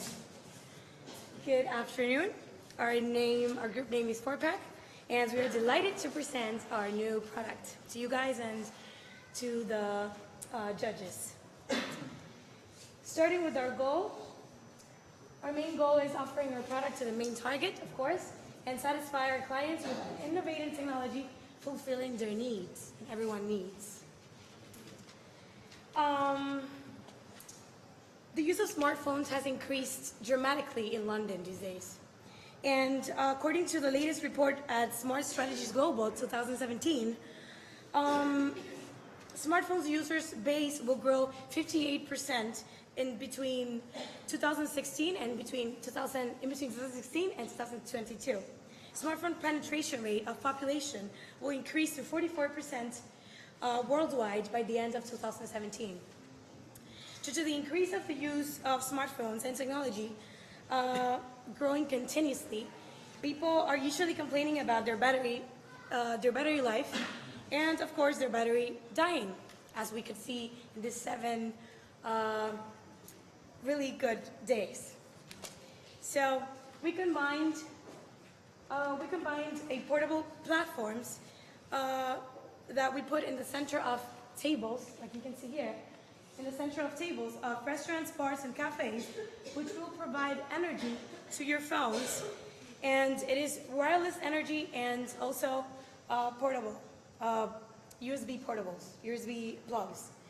And we also have 3 buttons, as you can see here, with 3 different colors, that will be used to call waiters, to ask for the check or the bill, and to cancel the order.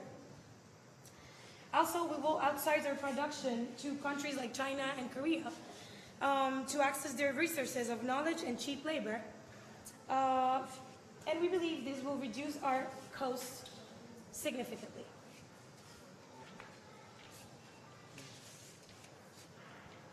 So, the marketing strategy. As she explained the product, the pricing of the product, we have kept it very low, very minimal. We are using penetration pricing. It costs £30 per unit, and it's a fixed pricing model. Volume, it's on the volume dependent, how much the quantity the restaurant is ordering. The place, we are operating from home in London currently, but we will plan to expand into other countries as well, but we are planning to rent an office with other co-entrepreneurs to get idea of resources, knowledge and information as well. We are using a multi-channel strategy to sell our products, to distribute the products to the market. This will include direct channels, which is person selling to the restaurants and the cafes, and the indirect channels, which will be distribution through the restaurant suppliers who are supplying the tables or the furnitures to the restaurants. We'll use them as a method of distribution. The promotion will be having a company website, professional company website.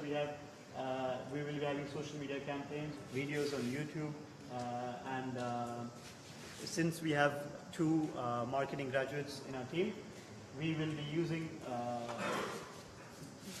them as a resource for all of our graphic designing, marketing campaigns, everything. And of course, advertising in restaurants, expos. For example, there is one restaurant expo in London in October, Innovation Expo for restaurants and cafes.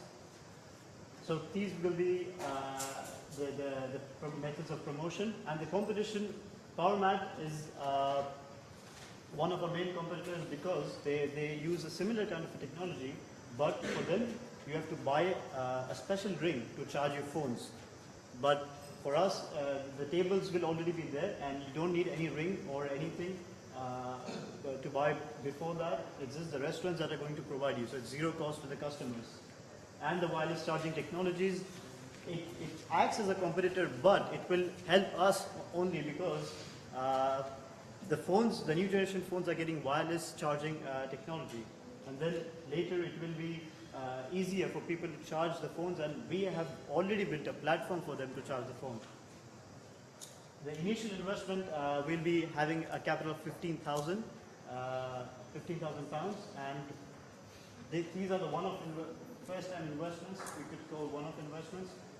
Website improvement, market research, R&D will be one of the biggest expenses because it takes. We are having a mechanical engineer in our team as well, and he will be investing in our business as well. So these are our monthly revenue projections. For the first year, we will be planning to sell around 250 products and making a revenue of 7,500 pounds. It's not a great amount of money when you see the cost, but for the first year, because of our research and development expenses, we have a negative balance in our annual profit and loss statement. So, but in the next 3 years, we expect that with the rise in the technology, with people being open to this innovation, adapting this, being adapted to this kind of method of charging, the increase in wireless charging will rise significantly. Thank you.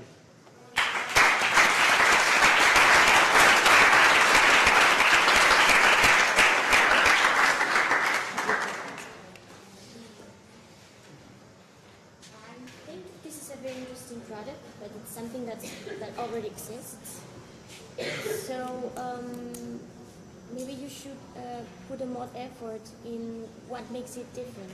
Okay? So I don't know if you have checked if the price that you're placing per each one of the units is real or not. Have you? Sorry? Have you checked Yes. the amount and it is a real price? Yes, our costs are 18 pounds for one product, which will include all the things, as I said, the USB ports, the wireless charging, and the 3 buttons for the users as well. So, and we are not keeping a price that high because we want to enter in the market in the early stages, and we want this innovation, to be adapted by. It's not an innovation. It's not an innovation. Well, we are building on something which already exists, but so it's new. It's a new product, and I think that is it for me. That doesn't make sense, but never mind. If I buy one, will I own it? Sorry? If I buy it, will I own it? Yes. For so now, why did you choose that model and not a rental model? For now, we are targeting the restaurants and cafes. Yeah, not personal Not selling. personal selling. That's not answering the question. Why didn't you choose a rental model? Why have you chosen outright sales? Well, a rent. What do you mean, to sell it or to rent it? Yeah, your model is to sell it to me, so I own Sell it. it to the restaurants. Yeah, so why didn't you choose a rental model where I rent it? I have a restaurant, I have 35 tables, so I need 35 of these units. You have a one-off sale, and that's it, finished. I'm gone. We'll be planning to rent to the events and exhibitions, but not to the restaurants. Why rent it and not the restaurants own it? Yeah. Why wouldn't you rent it? Because we want a consistent consuming. Yeah, but once you've sold it to me, I'm no longer your customer, I'm gone. I know, but You have no further revenue stream. I mean, we are targeting major clients like Costa Coffee or. Okay, all right. No, it's all right. I have another question. Have you looked at the future technology for batteries? They're supposed to be wireless? That's not what I'm asking. Putting it in a platform? Oh, yeah. No. Have you looked at the future technology of batteries for mobile phones, smartphones, laptops? No. Okay. Dasha. And your customers are buying immediately? Sorry? Your customers are buying immediately. You will receive money as a cash flow? Yes. So that's a direct customers, and we will have we are having direct and indirect channels as well. So online is just marketing, no selling on online, but we'll be planning to expand that as well. You just made me, I want to ask another question now. Yes, you can frown, must answer. So I buy it for £30. I have 35 in my restaurant. How much will it cost me in terms of electricity? Just charging it by night. Yeah, but I'm paying for the electricity in the restaurant. How will I recover that money? Well, that is up to the restaurant because we are already offering them an innovative solution. So it's up to the restaurant how they manage. You're adding to my costs. Yeah, well, you're getting, I think, more. You're getting more income. And How? The customers, it's simple. The customers will be spending more time in the restaurants because. So, And consuming. okay, this is an issue then. You need to think about why would a customer come to my restaurant? Are they coming to my restaurant because I have good food? Or are they coming to my restaurant because they can charge their phone? Both, I don't care. You have innovative design. They will still consume. SBeA. Okay. Well done.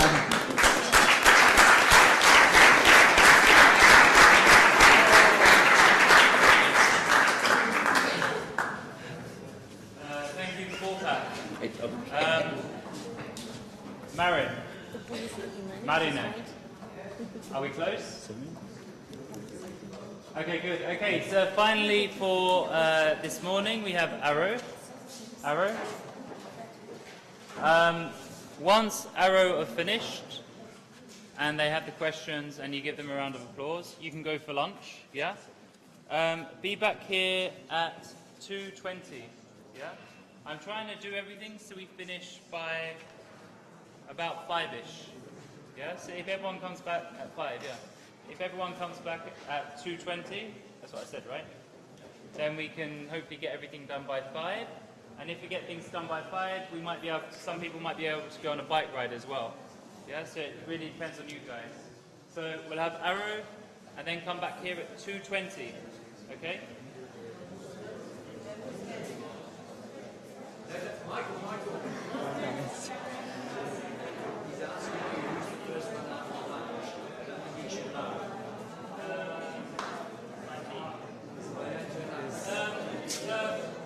The group after lunch are going to be told at lunch. I'll come and tell you.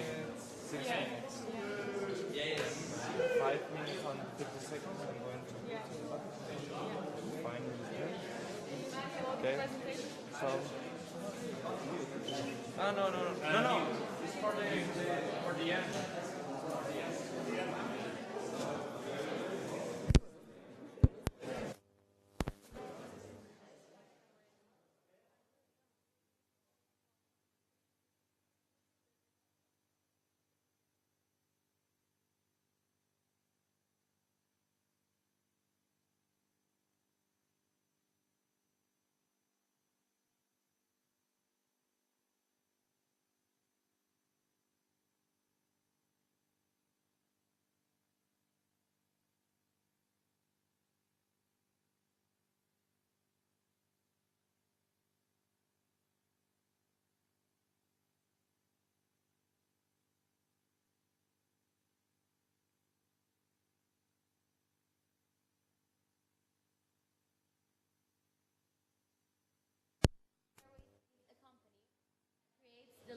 The link between the customers with high interest in extreme tourism and local experts that provide these experiences.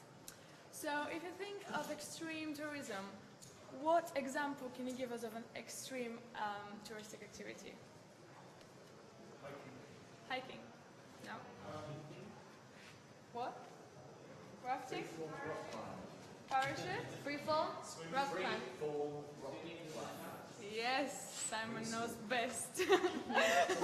Right, so when we say extreme activity, we mean flying over a volcano, or chasing a storm, or chasing a tornado, or something like that. This is what we mean by extreme activity. Extreme tourism is defined by a niche in the tourism industry involving traveling to dangerous places or participating in dangerous events. In 2015, a study shows that the adventure tourism industry, which holds the extreme tourism industry, generated a profit of $7.88 billion. And they said that it will grow by 46% by 2020. So what is our problem that we're solving? So the problem is, as we mentioned, convenience. Basically, there are a few websites for adventure tourism activities. So they provide a full package with or without flights, accommodations, so they have a set price. What we do, though, is provide a lot of experience with different people on one place, where this is a unique platform, and if you want to go and do different things with different hosts that are experts, there's only one place where you can do it, and it's ours. So the solution is basically a quick, easy, and user-friendly platform that links the customers to the local experts. So who's our target market? Our target market are individuals between 18 and 30 who are unmarried, with no kids, and have highly paid jobs. Our channels are going to be mainly social media, because 78% of these kind of travelers are active in social media, just like Facebook. We're going to be using retargeting, which basically means when brands target their customers by the activity they do online, what we search, using keywords, whatever we do, that's how they target their customers. Specialty magazines that are linked to our market, because this type of travelers read publications in specialty magazines, just like Nat Geo Travel, for example.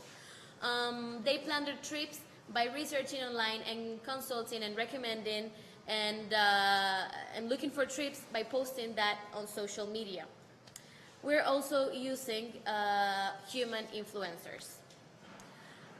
The customer relationships, self-service, first of all, because it's an online platform that serves as the link. We're not the provider. So the customer does it all by himself or herself. It's a community. This niche market, it's packed with individuals who do extreme activities and are part of groups where they can comment, when they can share experiences, when they can leave reviews and rating, and we can provide customer support. Our key partnerships. Because our main thing is a platform, so we have to build the platform. So our key partners will be developers. We're going to be looking to get money from investors, and they will get a share of our company, depending on how much they want to invest. We'll partner with advertising agencies or agency, and also a payment company, because people will pay through our website to the host. And also, in the future, we'll also hire office spaces, so another key partner will be an agency for office spaces. Key resources? Okay. And our key resources are 4 of us in the first place. Then we have the money from investors. And then we'll start off with work from home, so we have our laptops, we have our own space, and then we'll hire office space later on. Revenue streams, you're going to have commissions from sales from the customers and from the hosts, and also advertisement, exposure fees for the hosts that want to be like in the first page of the platform, and companies that are linked to the market that could advertise in our website.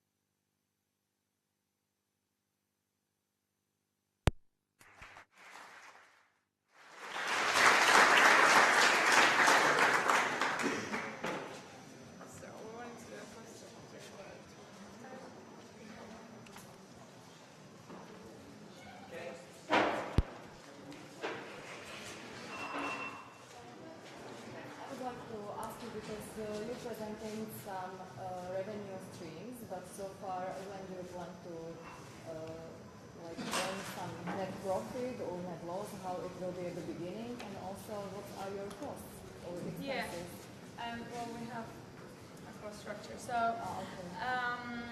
so the income will be from commissions from the host and from service fee from customers, and also from paid advertisement. So we've planned for the first year to have an income of 316,000 pounds, and then the cost would be web development, design, branded entity, digital campaign, software, servers, offices, salary, utility bills, and smaller costs.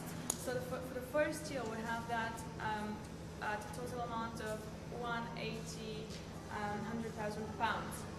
So the profit we're planning to make for the first year without tax before tax will be £135,000, and after the tax, which will be 12.5% because we're setting up the company in Ireland, where the taxes are lower than in the UK. So after tax, the profit will be 119. Yeah. And what about insurances? What happens if someone has an accident? So before they travel with us, they sign an agreement that it's their own risk if something happens, because the hosts or the local experts, they provide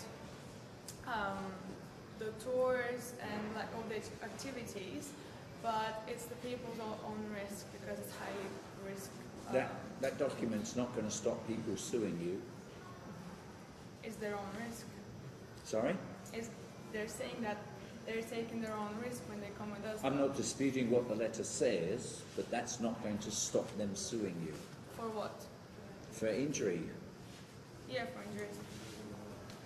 There are lots of people suing companies from injuries. Right, okay. Why no kids? No kids? Because it's high risk. No, your target market was 18 to 30 people with no kids. Why people with no kids? Because people who have kids usually don't take experiences with high risk because of their kids or wives or husbands. Do you have any evidence for that? Yes. Go on. Well, it's on my laptop. Okay. I can show you after. Will you undertake any health checks of people before they sign up? We would. Both the customers and the host have to certify some sort of things. The customer has to certify that it's available to do this kind of risky activities, and the host, which is going to be an expert, has to certify. But you yourselves won't do any health checks? No. Okay. I just see this as a very high-risk business for you guys. But anyway, any other questions? Because I have one more. Okay. Your competitors, what differentiates you from those organisations or companies that are already out there doing exactly this? Well, as I mentioned, our competitors are in the adventure tourism industry, not in the extreme. Yes. I think there's some out there doing extreme stuff, storm chasing, volcano climbing. Yeah, so they provide the whole package. We don't provide the whole package. So you're just a platform. Yeah, we're just a platform that links the two sites. Okay, so how will you get companies to sign up to your platform? Advertising and marketing. Okay. I have no more questions.